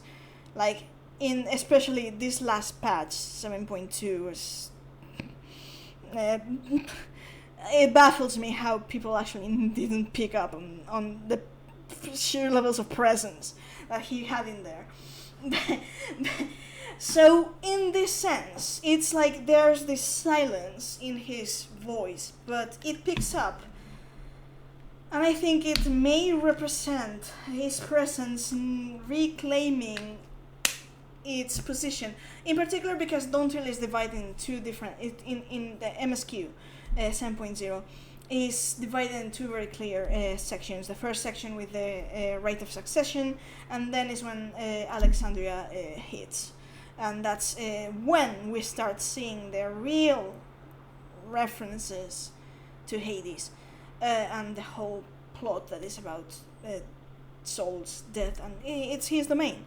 So it's like his voice reclaiming this, like there's this moment of space, seeming space, and then it reclaims it again. It may be, maybe, I'm not going to say it is, but the way I see it, like so far, I see matching the themes so we have been going over in Dontrell so far, considering that the expansion is not done, of course.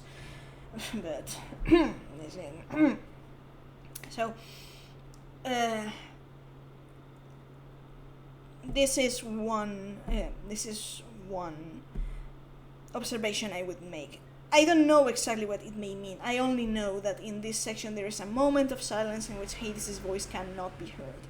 The choir is gone. And that means that his presence is being silenced, in a sense. Like you hear the flat line of emptiness, in a sense. So it picks up, and then the crucial next part is going to be the transition and the voice of Invincible. Let's go back to this again to hear the intro and then the transition into.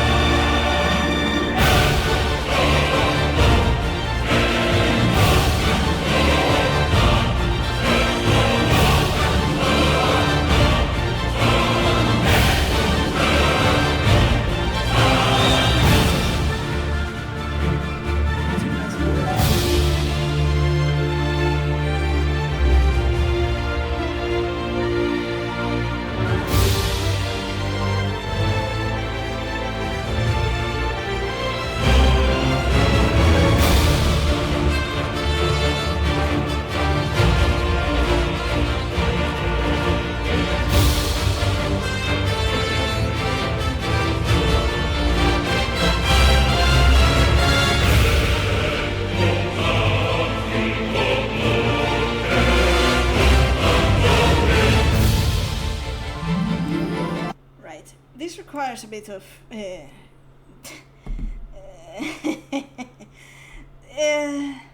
it's more complicated than just a gap. It needs a bit of dissection. So We go into the transition. The transition is the first main difference here.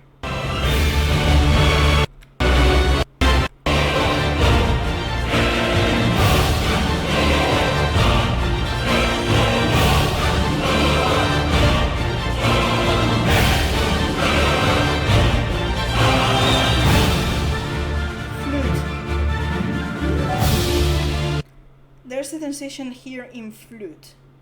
Going to the first part, to part one.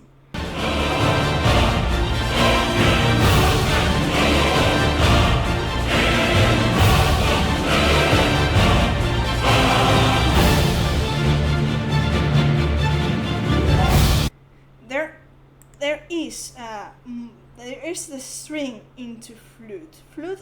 String is still, you could say, a wind and wind. It's airy in a sense.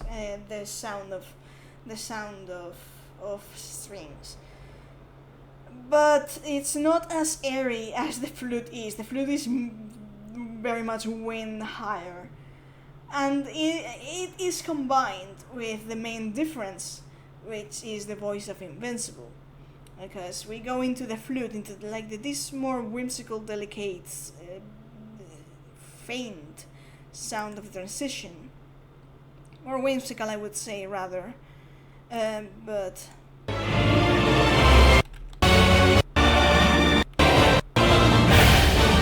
that's not the really important part.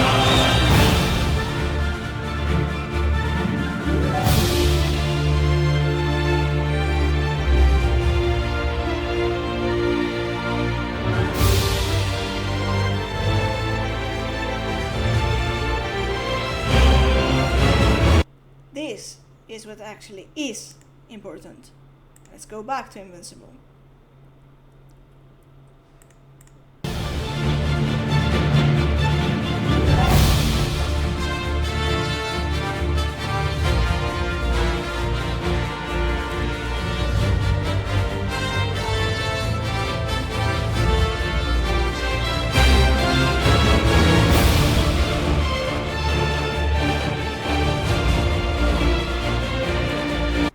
It picks up in a sense after the first part, but what's the main difference in there?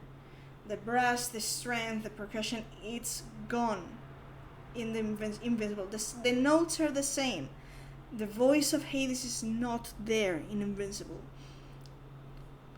It's curious, not exactly the word, but what it's so interesting about part 2 is that many instruments associated with Hades, like the Invincible parts and stuff, they are the ones that are most subject to the difference between part 1 and part 2.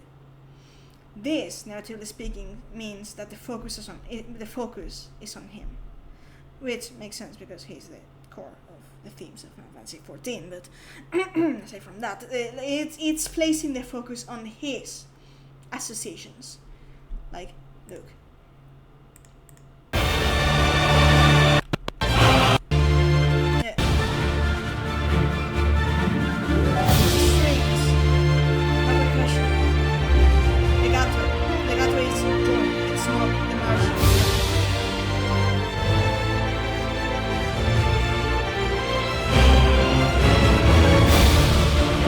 Picks up, but it's interesting that what's important here is that his voice, that his intrinsic voice, the instruments associated with him, his force, his presence, in that first part is not there. However, there is the strings, there's a feeling of emptiness, but his presence is there in the melody, of course, because it's Invincible.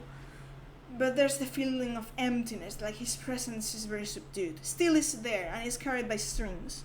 Strings being like the instrument up there, tends to be more associated with, again, strings are the instrument used for Asim's voice, or the wall's voice, in the closing section of part 1, for example. So we can associate the strings with the Asim, the wall. How would I read this? I would read this as so far, or maybe coming from 7.3, which is, I'm going to, after we finish the whole analysis, I'm going to go into how this is crucial for 7.3 and what's coming our way. I believe this is, in a sense, the wall atom picking up Hades' presence. It's allowed to not fade away through Asim's voice, through the wall's voice. We carry his memory within. He's not there with us physically, but against the forces that try to erase what he represents, that try to erase death and such, and his existence.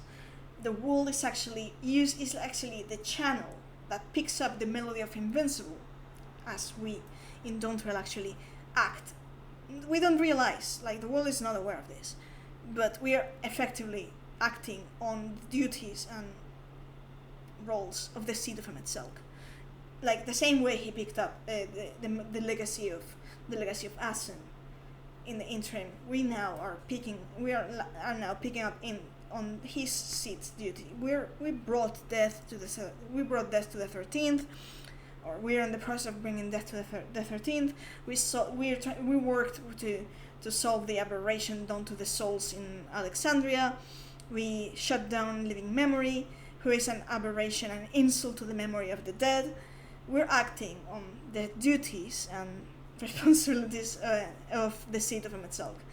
So we are, in that sense, incarnating him.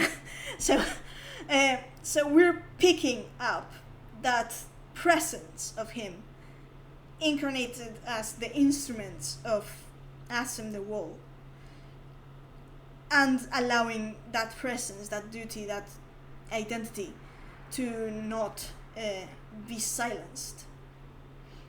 We are the lifeline, we are the tether that keeps Hades anchored to existence, to identity, to the sense of self. It's using the same instrument. There's a sense of emptiness, of course, because Hades is not there with us. And in 7.3, I believe the grief and realization of his loss is going to hit. I believe that's the point. But and then therefore there's this emptiness through the wall, through Asim. Hades can still live, can still exist. Here, later on in this segment, the presence of Hades returns again. It's still, and it's more strongly sustained. Through us, he can return. Basically, is the point. So let's listen again to the whole, to this section.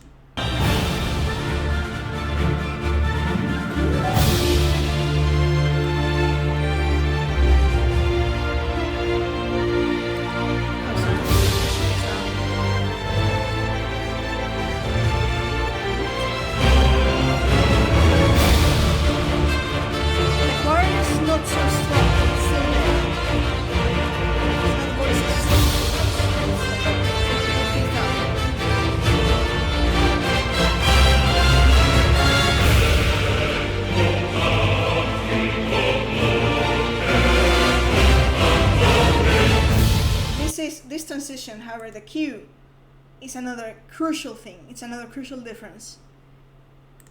I'm going to play it again. Let's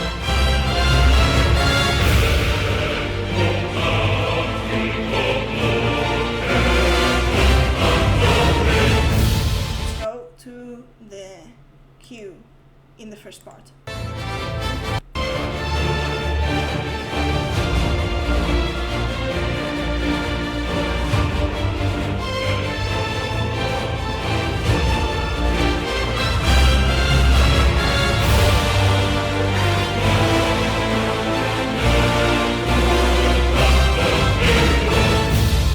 Happened here. It's a reverse in which the first part, his voice was led the cue by by the instruments, by the brass, the percussion, and the choir is very subdued in that transition. It's almost like imperceptible. In the second, it's a flip. The choir takes the front of this transition, and the instruments are like on a secondary aspect. Like, let me show it again.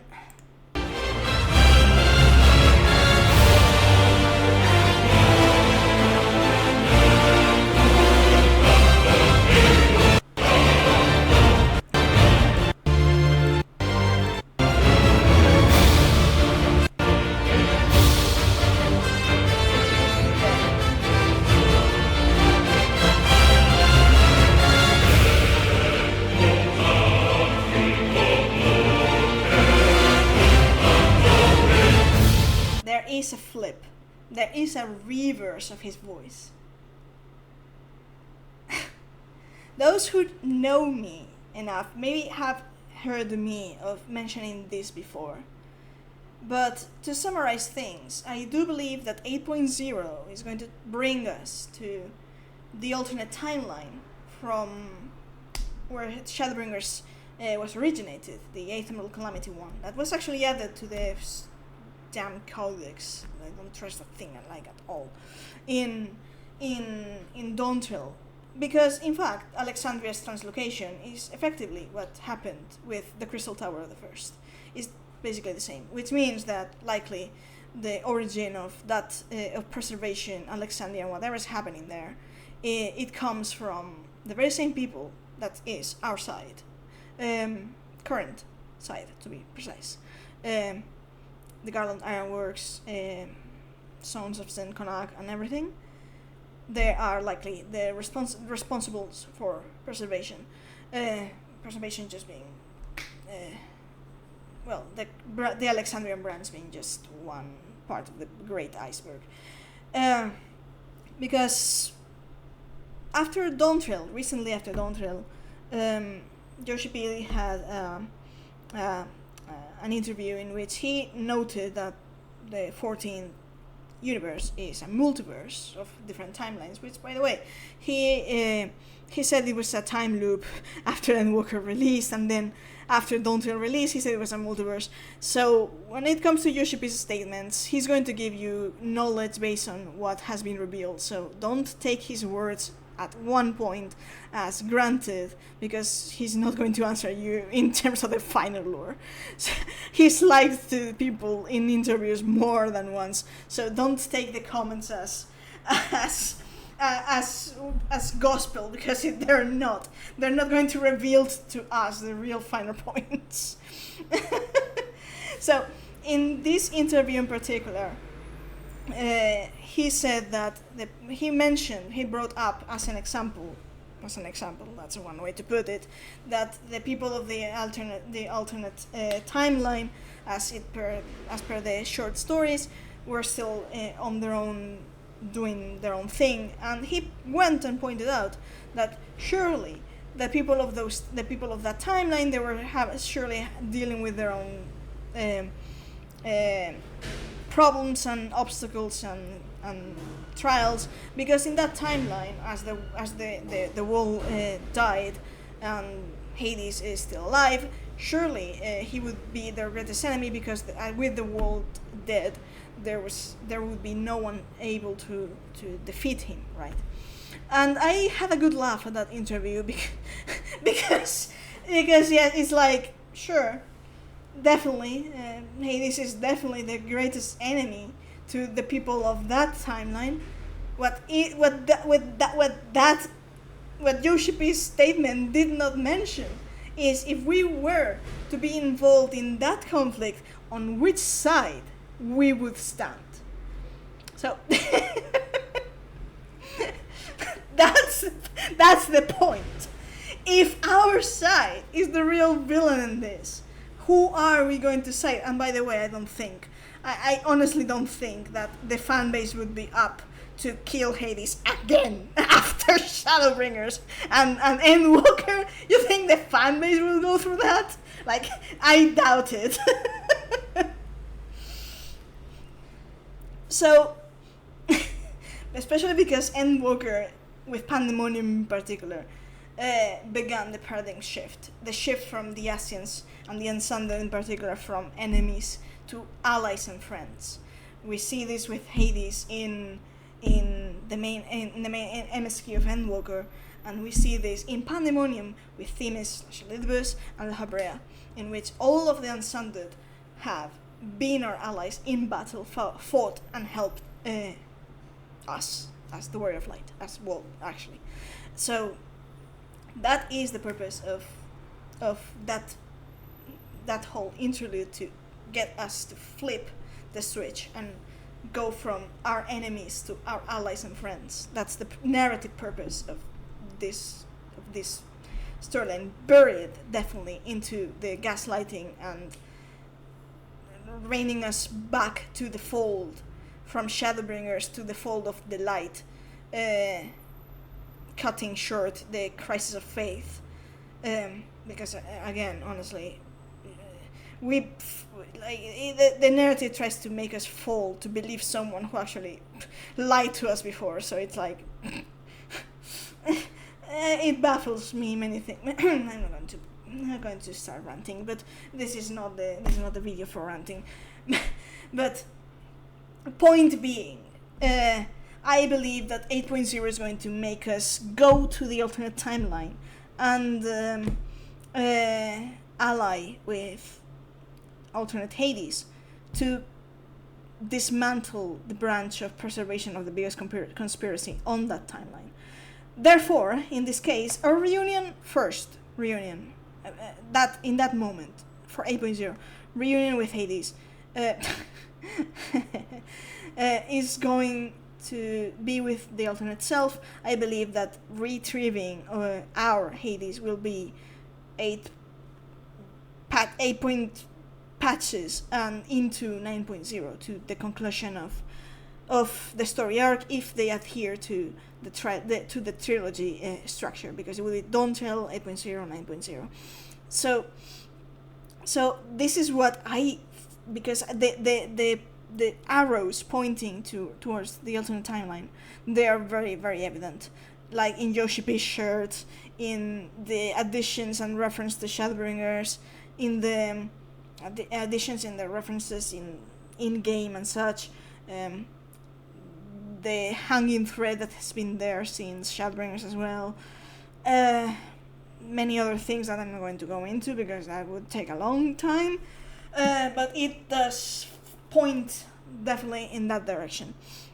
In that case, if that's the case, then it makes sense that this voice of Hades in this part, in this narrative aspect, is a reverse, it's a flip, it's Hades, but at the same time, it's reverse.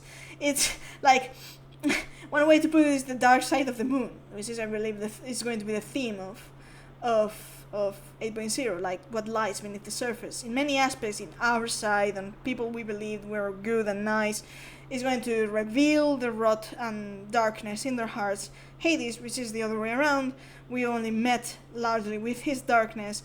The dark side of the moon is actually going to be the light of his heart. Summarized. but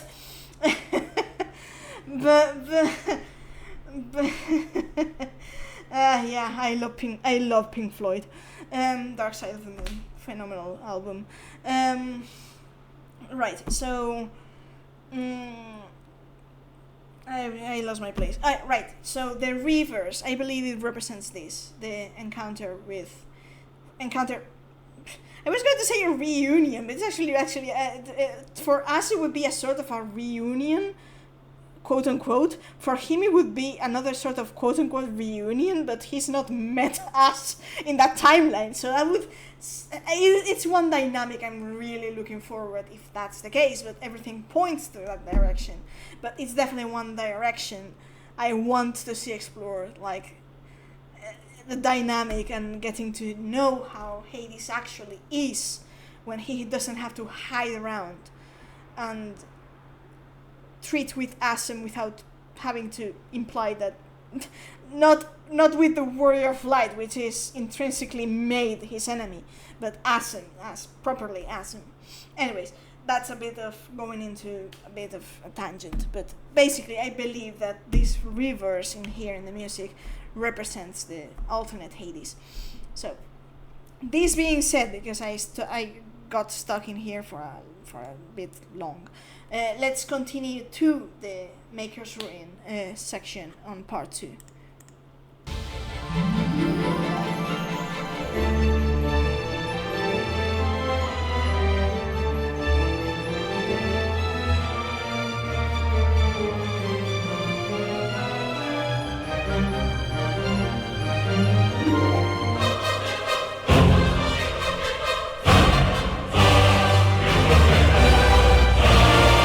Right. This has two sides. One which is more subtle and one that is less subtle. The less subtle one is the cue, the transition into the next section. The more subtle one is that in here, though it may sound the same, remember that we talk about the two voices, the two tracks that together conform Maker's Ruin. Here, in this part, the tracks are equalized in volume. There is no longer one dominant voice. The sound is equalized, and it's more coherent. It's not in discord. There is. Well, let me play it again.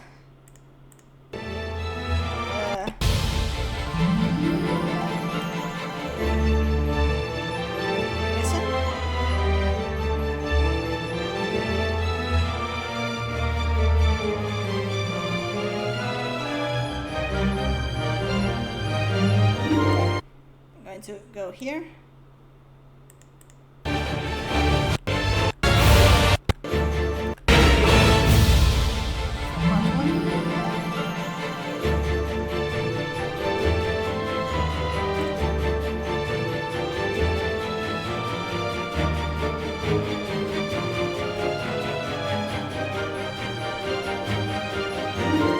Going to again.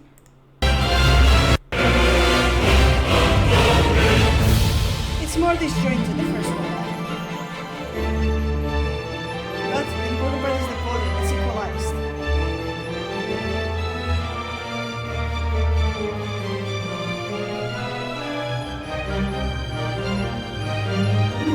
There is a less sense of disjointment, of disagreement, and it's more equalized.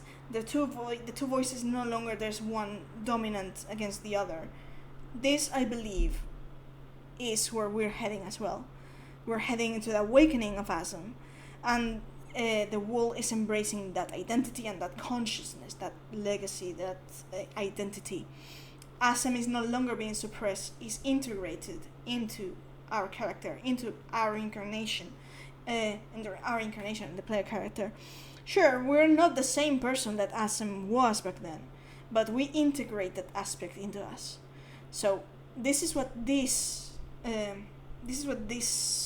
harmonizing, this equalizing of these two voices that were dissonant before, they were more disjointed, in conflict, tells me. This is the voices reach an agreement. They merge together. This, I believe, points at the integration and awakening of Asm.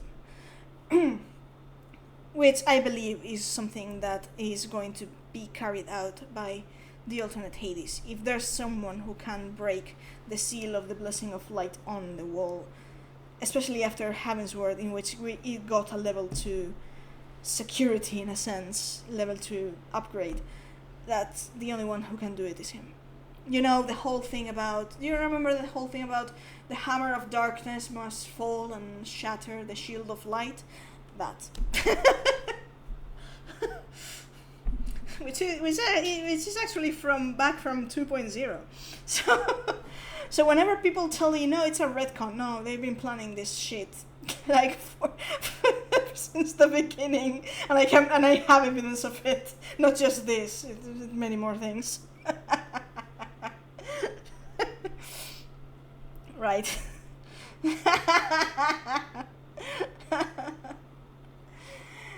It's good. It's good vibes. It's good vibes. It's like it's going to be like very emotional, but at the same time, it's going to be yes, yes. The realization of things, right? It's what makes me sad that people are failing to realize that where Dawn Trail is leading us to. Like, it's a transition into, it's paving the way for this apotheosis in a sense.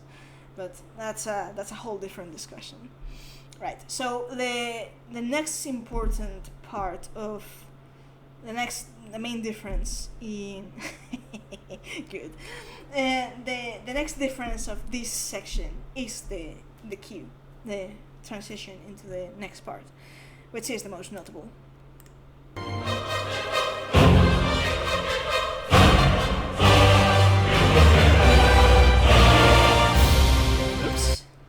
Sorry about that. Let's listen to it again.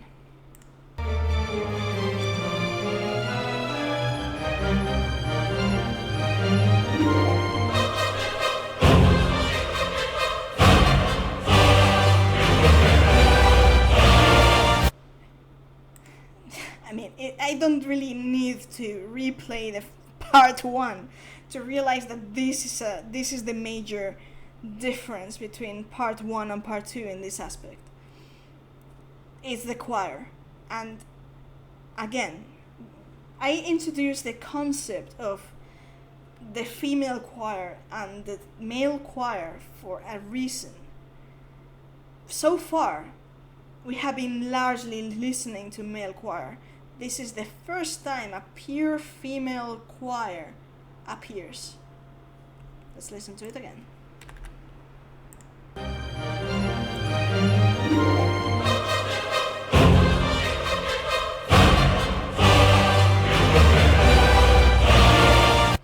No, there was no female choir. This is the first time the female choir appears. And if you realize the vibe, this is another dialogue, but it is not a harmonious dialogue. Look.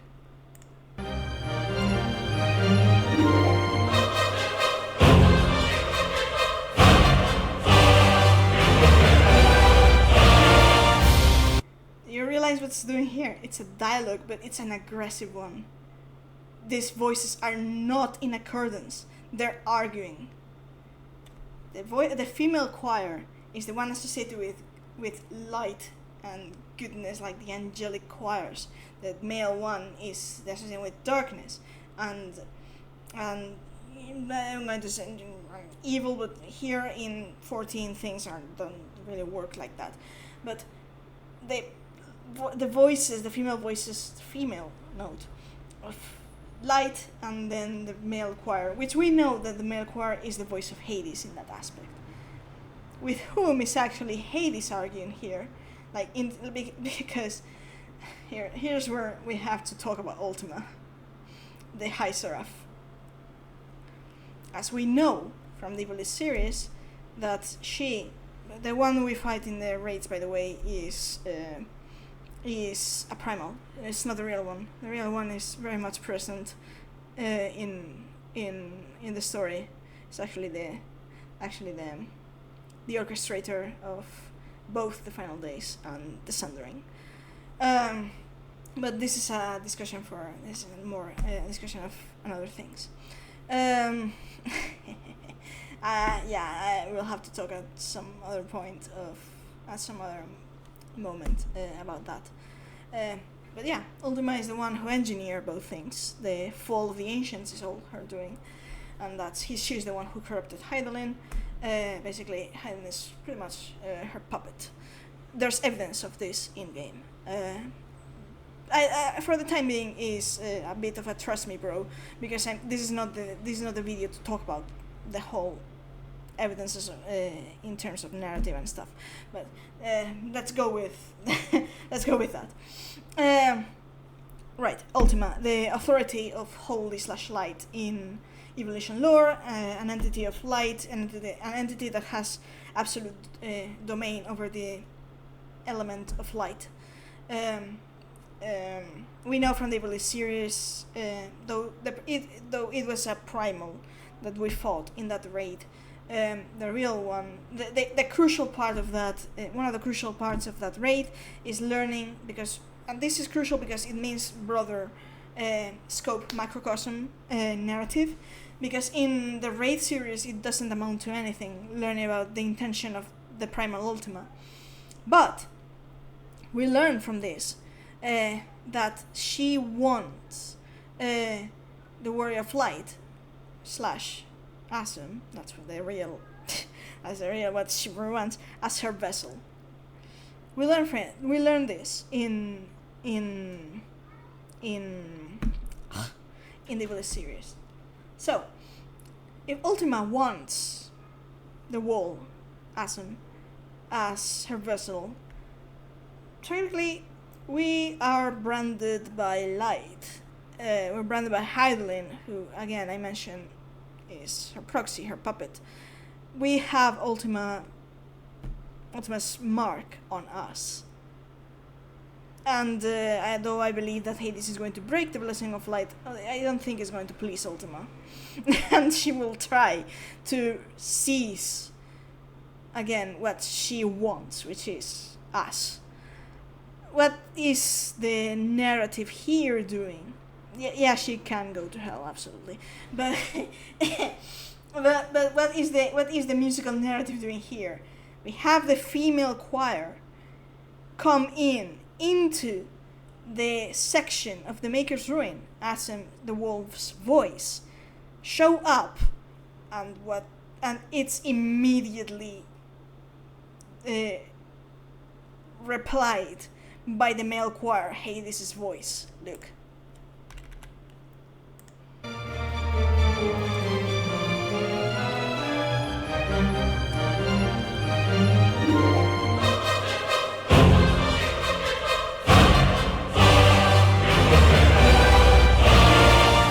You said, like you said in chat, she can go to hell. Yes, that's exactly what the voice of Hades is telling her in narrative terms. It is a reply. It's a very aggressive. It's like, get away, go away, don't you dare. This is the dialogue, really. It's like, don't touch Asum. Again, listen, there is nothing harmonious about this. It is a shoe, and very, very visceral.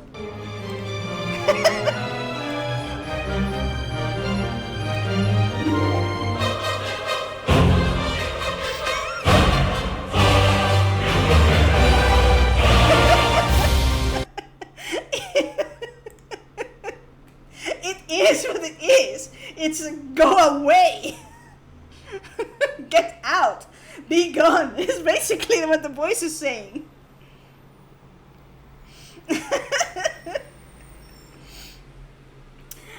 So here again is going to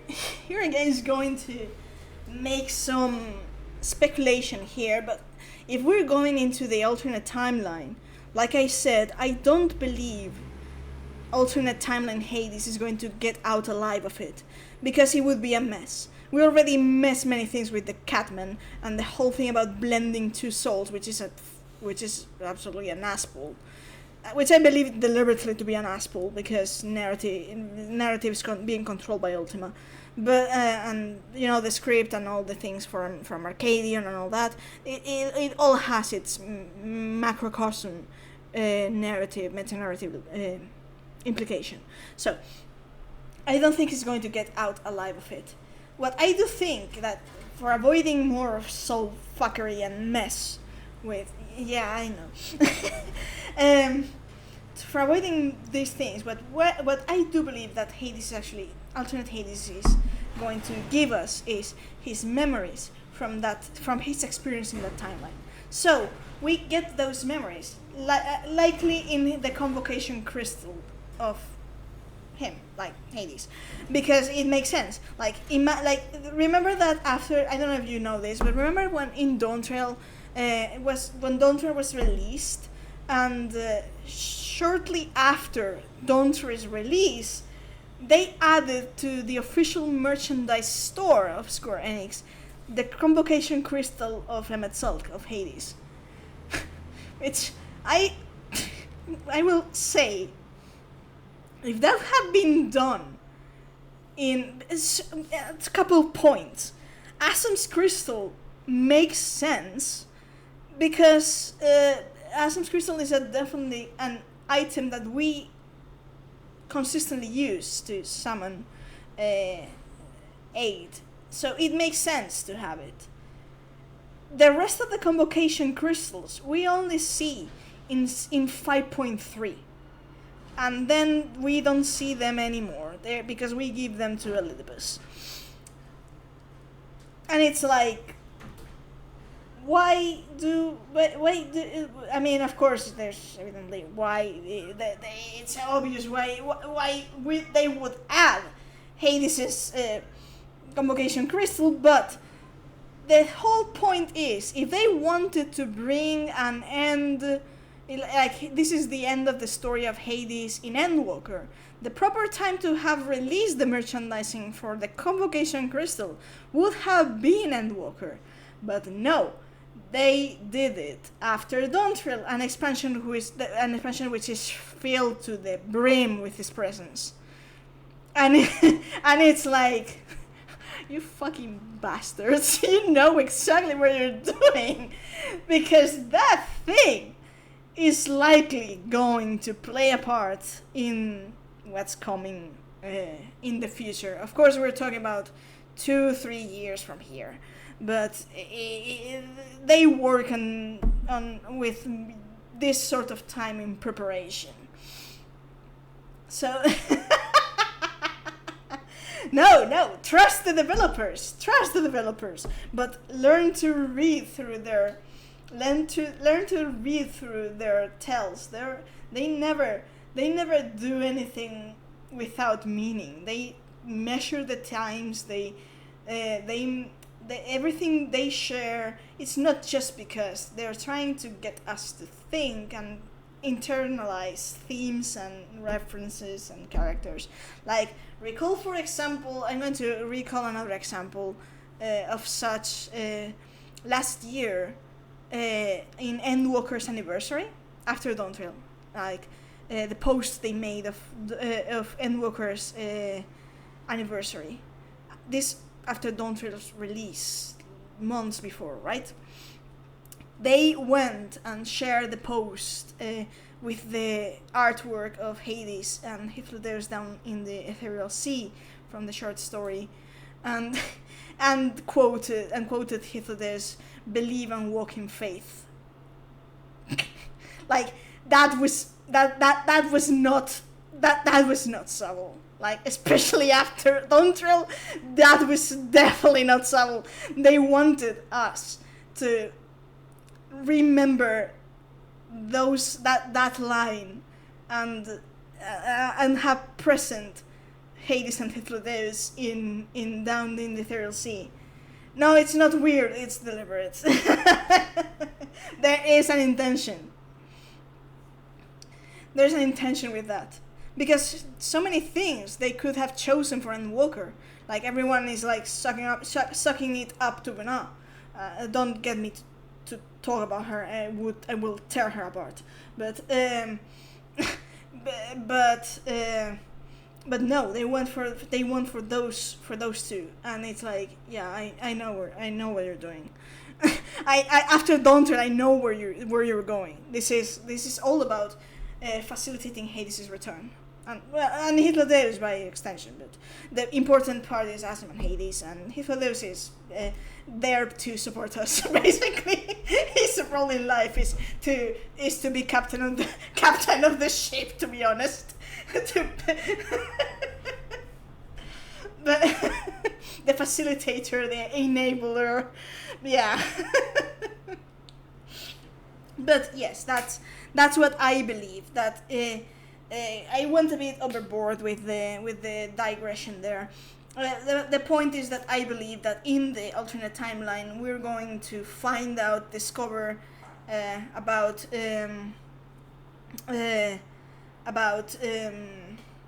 curses.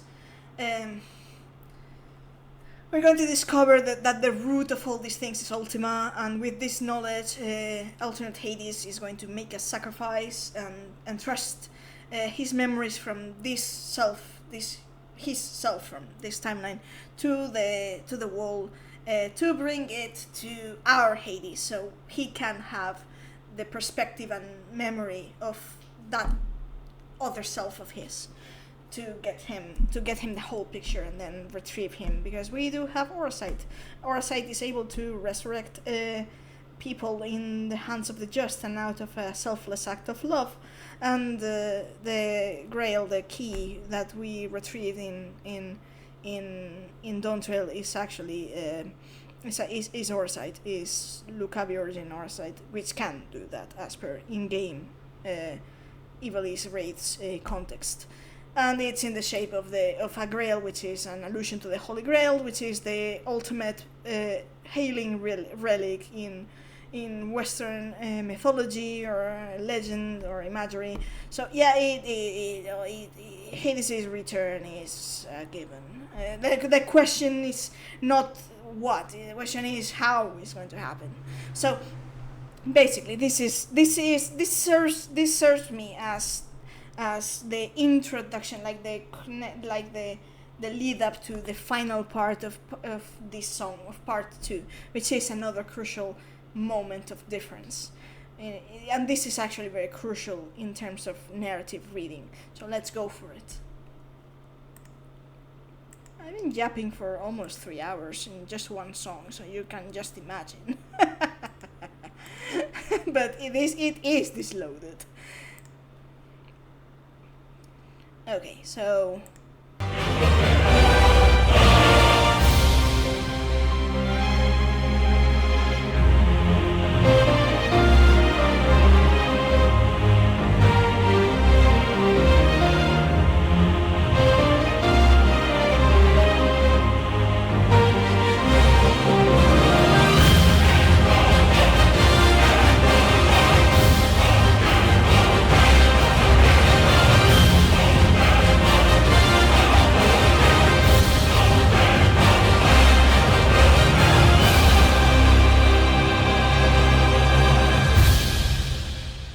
play part 1, and I don't want to comment, I want to put them next.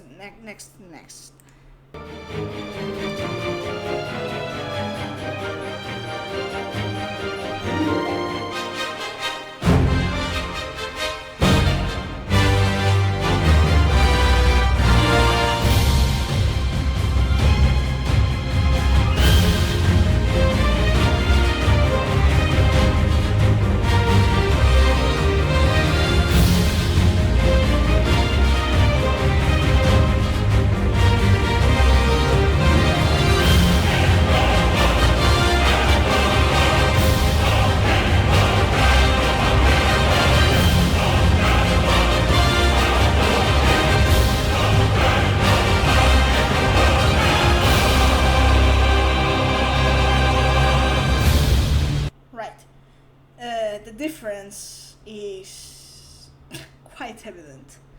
How does this section begin? Let's go back to it.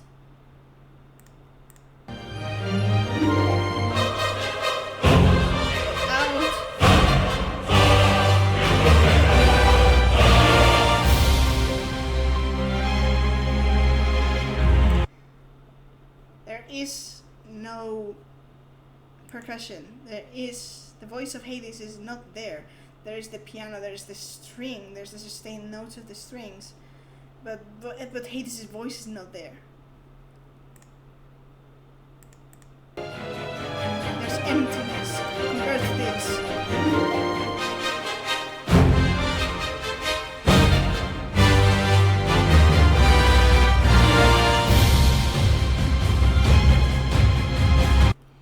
And here,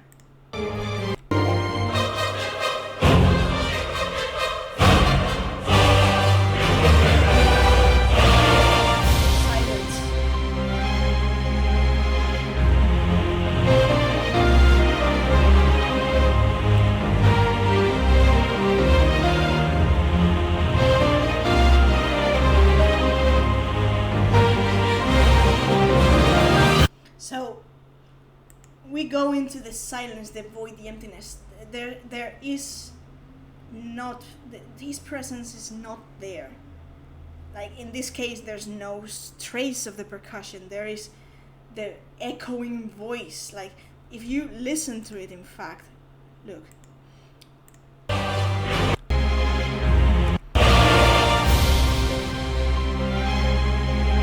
Voices echoing. This is used to represent the void, empty space.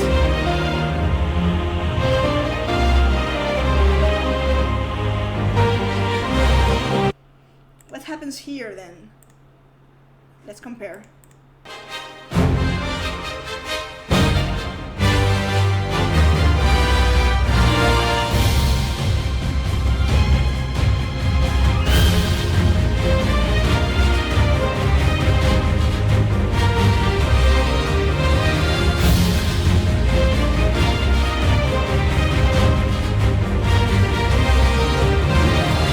This is the call and response section. This is awesome. In this section, Asam is like, come join me. It's an invitation to join. Like, Asam is calling, the world is calling. It's like, come join me, come. But there is a fundamental vibe, which is in the instruments, or rather the absence of instruments and vibe. Here, as an example, Hades' presence is there, so Asam is calling. Asam is like,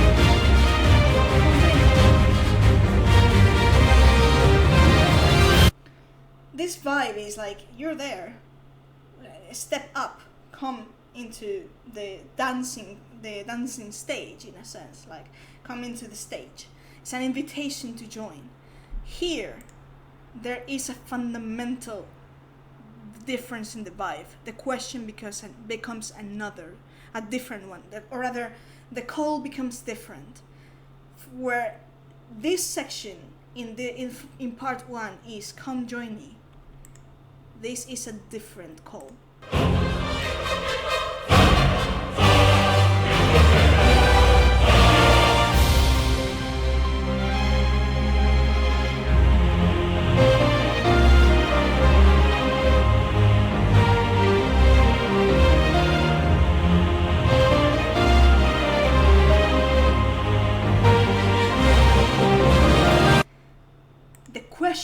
The call comes from the invitation, the playful invitation, like energetic invitation, like the hopeful, like come join me.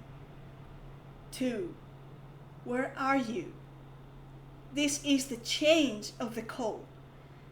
Asam's voice here, or rather the world's voice, is no longer come join me, is asking, is searching, where are you? Because the voice can't hear Hades' voice. It becomes searching. Go again. Oops. Oops. Sorry.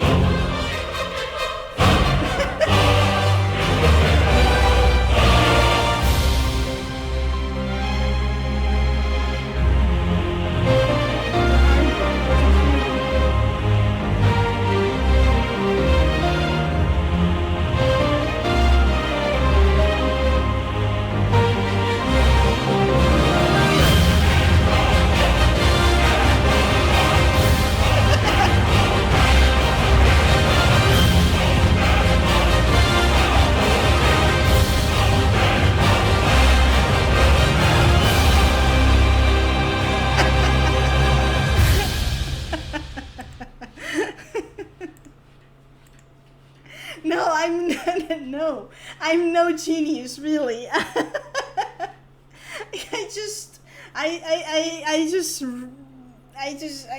read things. I read the narrative of things. The real genius would be Sogen and his team for writing the song with all the narrative clues and the language used. I'm just reading it.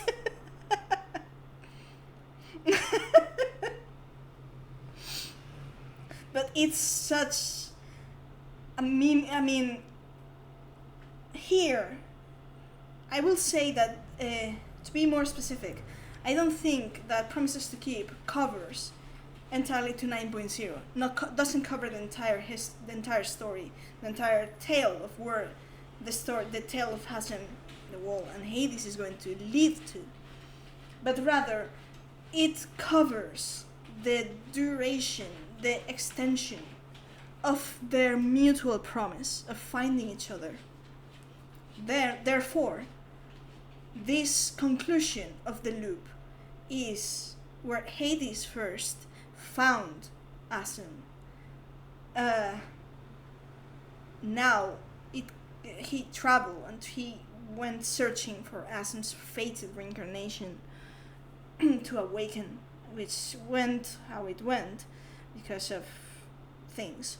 But this is not the video to elaborate on that. But in Act 2, this is mutual, where before the established dynamic was that whenever Asim was in trouble, Hades would come to save them, to help them and support them in their times of need. This time is the other way around, because Hades is Asim as well. He can call again. He can call as well. Here the voice is silence, but it doesn't change the fact that I do believe that in return it will be our time. It will be Asim's, the wall's time, to go save Hades instead. In the moment of his darkest time, it will be us who get out who will save him, and of course bring him back, which is the moment in which we will properly reunite to tackle the real enemy, which is Ultima, of course, and conclude the whole thing. But this won't cover that aspect. This covers the moment of reunion, the moment in which the promise comes full circle, in which it's not Hades who's going to come to save us, it's going to be us who come to save him in return, and that would be the full circle. Promises to keep, basically, like a mutual promise, which I'm not sure if this is something that Hades himself would be even considering that he's not exactly the person that even spares a thought about his own worth, but but that's a different story. So yeah, I do believe that after in 8-point patches and stuff, we will go there, as in Endwalker it was kind of anticipated by his own dialogue, remember? Treasure every moment, every step of your descent, and there in the depths where souls and stars rest, find your truth. Your truth being the meaning of his title, which is Hebrew for your truth / your reality. He was basically saying, there in your descent, in the depths of the underworld, in the ethereal sea, you will find me. So that's where we are going, because in Endwalker itself, because you have to understand how Hades talks. When he talks and says important things, they don't apply to the here and now.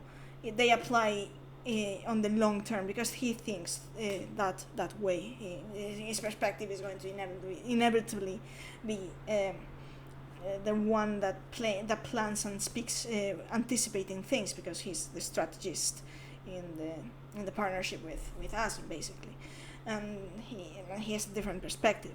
But setting that aside, that narration doesn't really apply to Endwalker. Like, when we go to the depths, we don't find Hades in there. We find Hydaelyn, which is his usurper. One of them. It's Hades' life is riddled with usurpers. In a sense, you can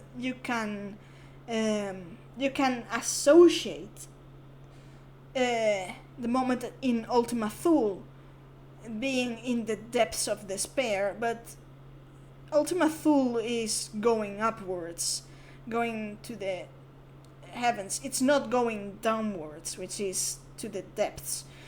So this narration in Endwalker is not about what happens in Endwalker. It's what is going to happen later on. It's basically a foretelling what is going to happen. So this is, I believe, is the conclusion of that whole arc. So this being said, which of course theory crafting is what it is, I could be wrong, I could be reading music wrong. I'm trying to elaborate on the narrative threads I've been researching to the music, and what the music is, how the music is comprised into a narrative, and everything. It just helps me round and polish my understanding of things, which could be wrong, as I said, but this is what I have and this is what I offer.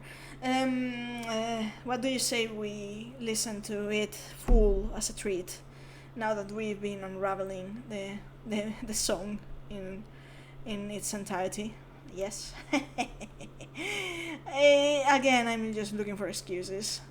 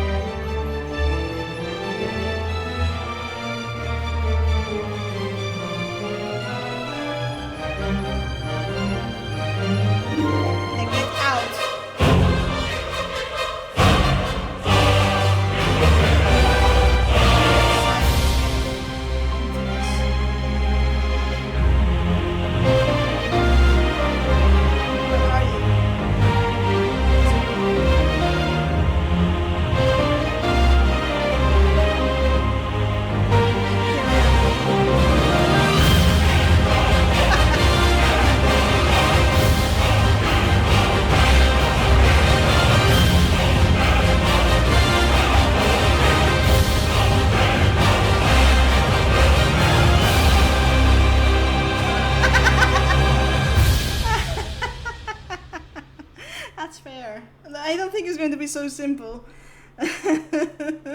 We have to rescue him for something worse than just a nap, but because to add to the drama and all that. Oops, I meant to. Right. Right. So I did say that there is a final note I want to make, which is going to be the title of 7.3 and what likely is expecting us. 7. Don't feel like I said is filled to the brim with references to the ending of 5.0, which we think when Hades was like, remember us and remember that we once lived, was referring to the ancients, and that the fact that he didn't want their memory to fade away. There is an element of that, which by itself is an act of rebellion, as we know from Shadowbringers and Endwalker. I don't even know why people miss that so much. That Hybrid and her followers tried to bury that memory.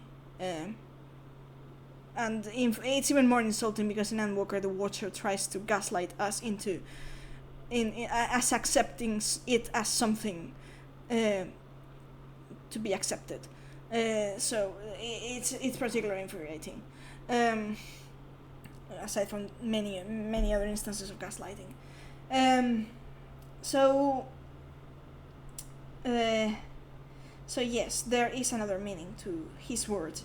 Remember that in his code speak, his plural pronouns, when he's not specifically talking about himself, or he doesn't specify the subject being a different one in a phrasing, his plural pronouns, like we, us, our, ours, is not about the Asians and about the ancients. It means Asem and I. He is Asem, quote unquote, because he bears the legacy of Asem and bears within the memory of Asem, like the last soul that actually remembers Asem. As far as he is concerned, he is not just himself. He bears Asem within him. So he's basically addresses himself almost like a gestalt, the sum of two parts being more than the whole being more than the sum of the parts and all that and all the concept. Bear in mind that the zodiac sign that represents the seat of a Metzalk is Gemini, so the whole concept of being two in one is there, and in Shadowbringers it manifests. Shadowbringers, but in Endwalker as well, it manifests as Hades using this way of this form. It's not just the only code form of speaking he has, but this particular one is his way of referring not just to himself, but that he is a combination of himself and Asem. It's basically what it means. It also means that as far as he's concerned, he's never been alone because Asem has always been within him.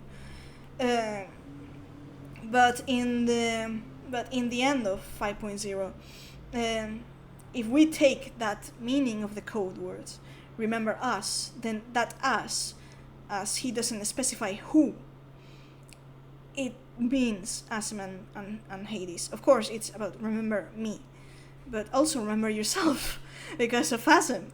So that question in the surface, it's not that he means that, but it's a request. It's a request for the world to keep him in mind and remember him eventually as the person that Asem knew, and for the world to remember themselves as Asem, as he incarnates both after all. So the world actually agreed to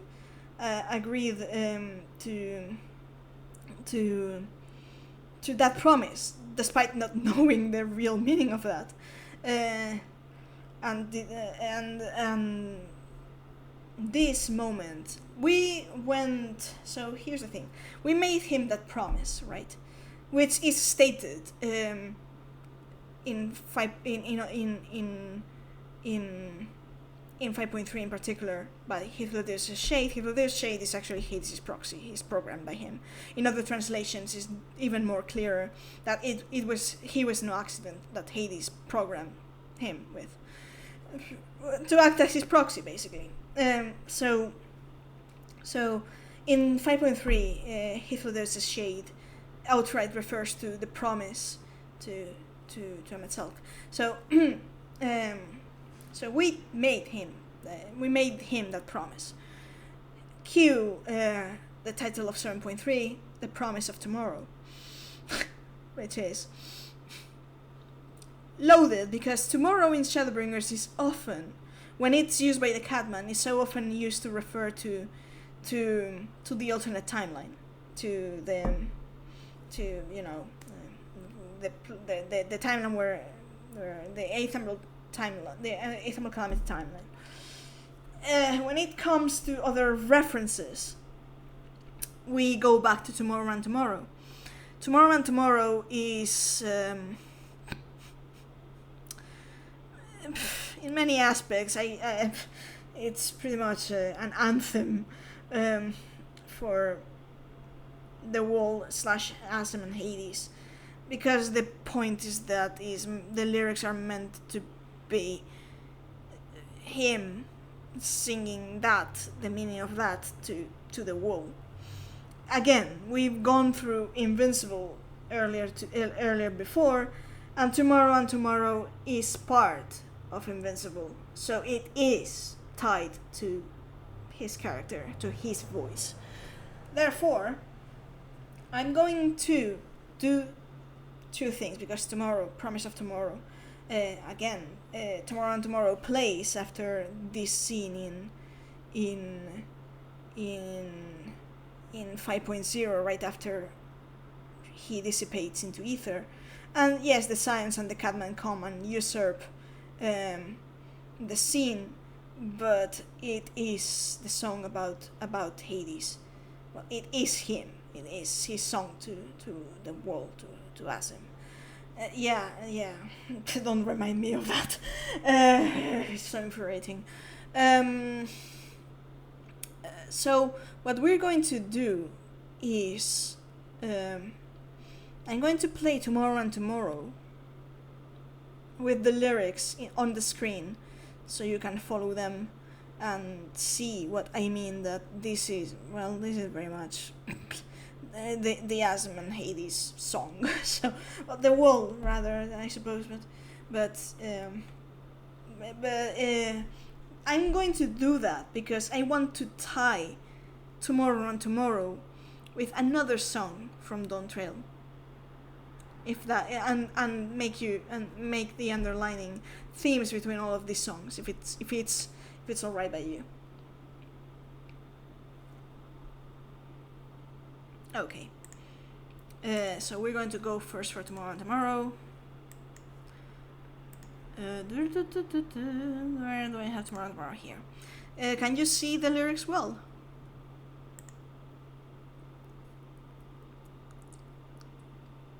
Yes? Okay.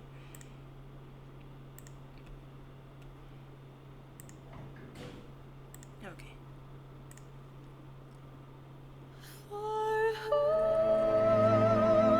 If I start singing, my apologies, but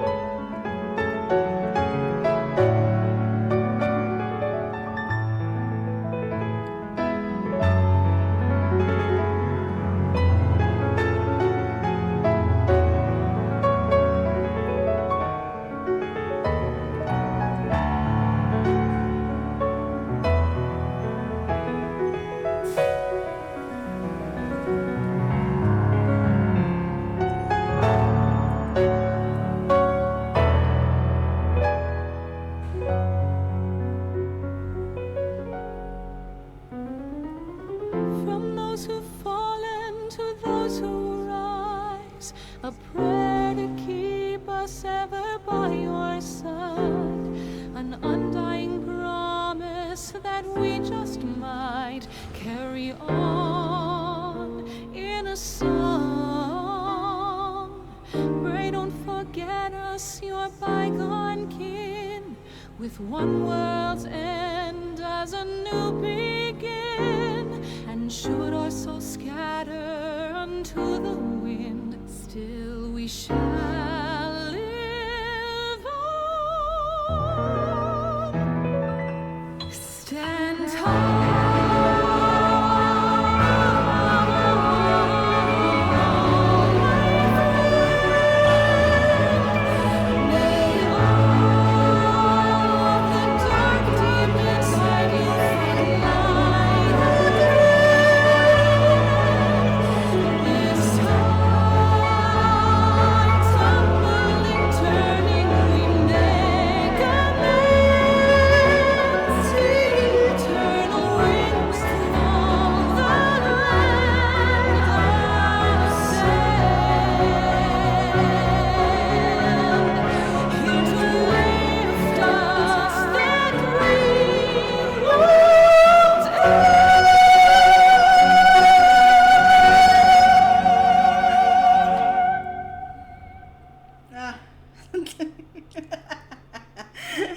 It's so beautiful. But yeah, keywords there. But I mean, surely most of you actually have listened to this song at least once, maybe more than once. What I actually wonder is how many people actually read and pay attention to lyrics, because yeah. But people pay attention to lyrics is not so common, regrettably. But honestly, tomorrow you can separate it. I would separate this into Shadowbringers. I could separate this into more or less Walker, beginning of Dawn Trail, and this would be like Act 2, like the purpose of the premise of Act 2 of Final Fantasy XIV, which begins with Dawn Trail, in a very vague way. I would have to go into a full lyrical analysis if I wanted, but I already yapped here for like almost 3 hours and a half, so yeah. I'm not going to go into tangents. What I wanted to bring up was this song, especially this last line, because I want to tie this. If this is basically, so to speak, the Asum / the Wall and Hades' anthem, then in Dawn Trail we were given the Asum / the Walls. The Wall and Hades' manifesto, which is also the ending theme of this ending theme of Shadowbringers. The manifesto is the ending theme of Dawn Trail. I'm going to pull up the lyrics here, and I want you to pay attention to the lyrics, to the dialogue and keywords, and I'm going to ask questions afterwards before elaborating a bit. Are you up for it?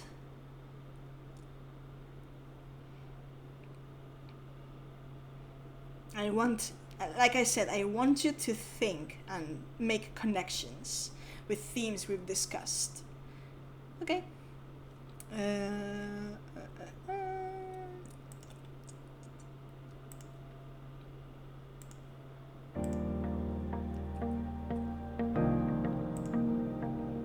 Oops. Okay.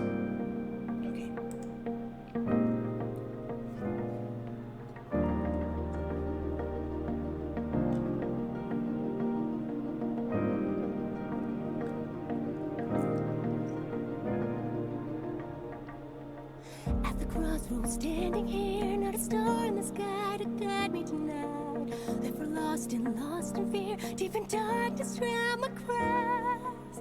All this pain inside of me, don't know where it starts or when it'll end. Try to tame the agony as I close my eyes and scream to the wind. Look around and find me standing all alone. Look again, we're standing there. 'Cause the storm is taking everything I know. Being lost, you need me. Don't know why I thought to make it by myself. After all that we've been through, out of time I'm running blank. Can somebody help? We stand for you. There's so much in life I couldn't understand. Understand we're by your side. Standing tall, we'll face tomorrow hand in hand. Yours and yours and mine. We've been meant through the warfare with me. This our tale, a tapestry. Never losing sight of every word I love. In line is raising up our last remain.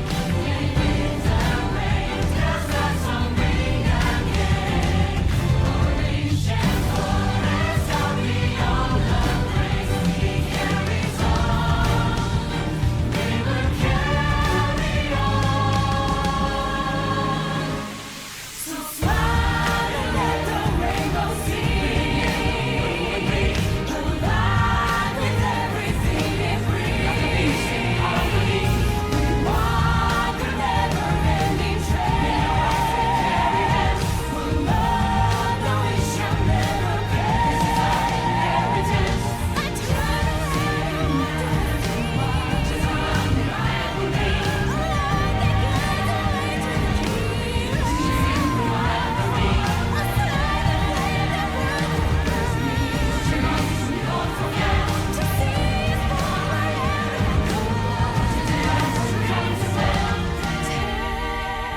seize the day and hold on tight. The sun is rising. Life, take it slow and take a bite. So high on the down we set our sights. Things horizon.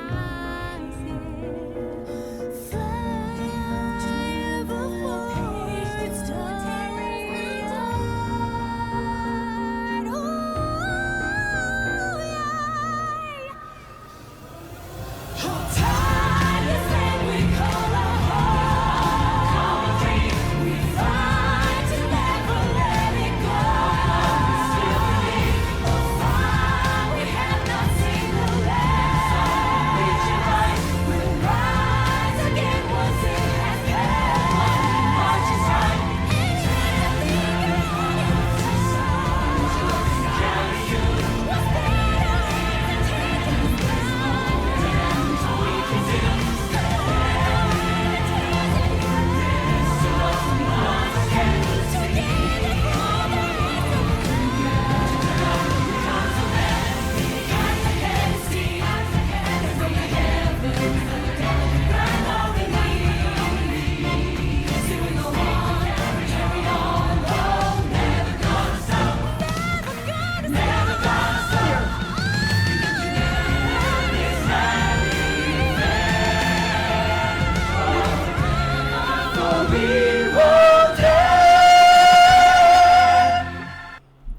That's the ending of Tomorrow and Tomorrow. Tumbling, turning, we make amends. Eternal winds from the land of sand. Here to lift us, that we won't end.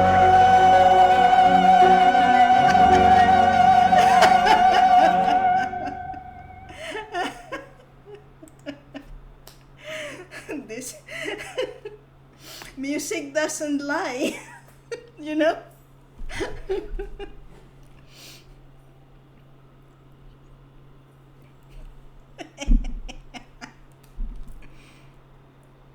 This is why this is why the patch title for 7.3 is so crucial. The promise of tomorrow. It all links to Smile, which is the whole Asm and slash Wall and Hades' manifesto, to Tomorrow and Tomorrow, which is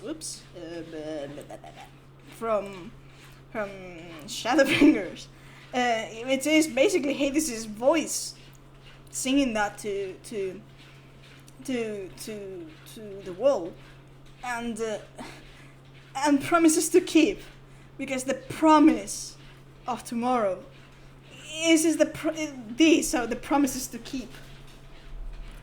It all ties together, and it all goes into this truth, which is that the core of Final Fantasy XIV is, well, Asm and Hades, and that the tale we've been led to believe is actually not what we believe it is, and that that actually there's two things that we actually have to there's two things we actually have to achieve here. I don't know why I didn't have this, but anyways,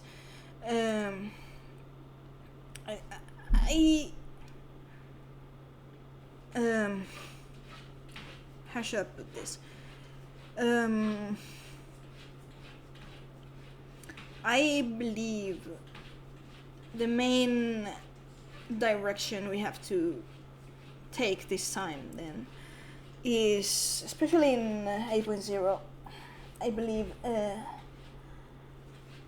therefore there is an immediate thing we require right now, which is reuniting, reconnecting with Hades, even if it is the alternate Hades, but the point is actually searching, finding, getting him back to our side, because alone we're not going to be able to achieve the impossible, basically, to what actually is going to be required of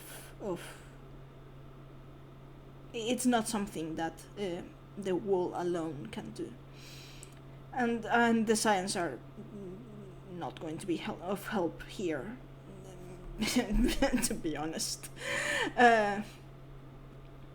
So remember that Yoshi P talk before Dawntrail release that there was a schism coming for the Scions, and it hasn't happened yet. So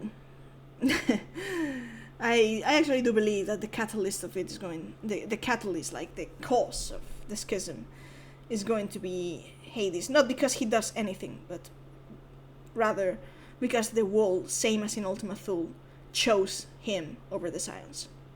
Yeah, in Ultima Thule, we retrieved the Scions, but must be noted that the wall remembered about the Scions because Hades pointed out that you do realize you can't call them now. You don't need. So.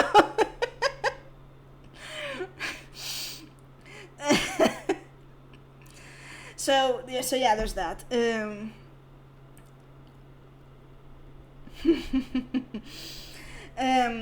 So yeah, this is to conclude, so to speak. This is the secret that's been there since Shadowbringers, since 5.4. It's a story that's been there back then. It was in 5.4 when I realized this, and I'm surprised actually that no one else seems to have uncovered this. But in case that anyone comes across this, then there you have it. And why isn't it important? The title of why it's crucial, in fact, the title of this coming patch, and the themes, and so many things, and why the whole point of lore diving in 14 is making connections and all that. So in the non-narrative, in the non-verbal narrative aspect, it's where you actually hide these things. But yeah, this is something I've known for a long time, but until Dawntrail, I couldn't really make a proper sense of it. Like, I knew that there was more to Asman Hayes' story than what it had been told to us and what the fandom interpreted, simply because of this theme. Like, this theme alone challenged fundamentally this notion, but I didn't understand what it really entailed until 7.0. So there's that. So if you achieved this point of the video, then congratulations, thank you. Because it's almost been like it's past 3 hours and a half of musical analysis, and I wanted to just leave it stated and said. So yeah, I'm going to stop the video here. So thank you for your attention. I hope you enjoyed this dive into it, and until next video, I suppose, when it strikes my fancy and stuff.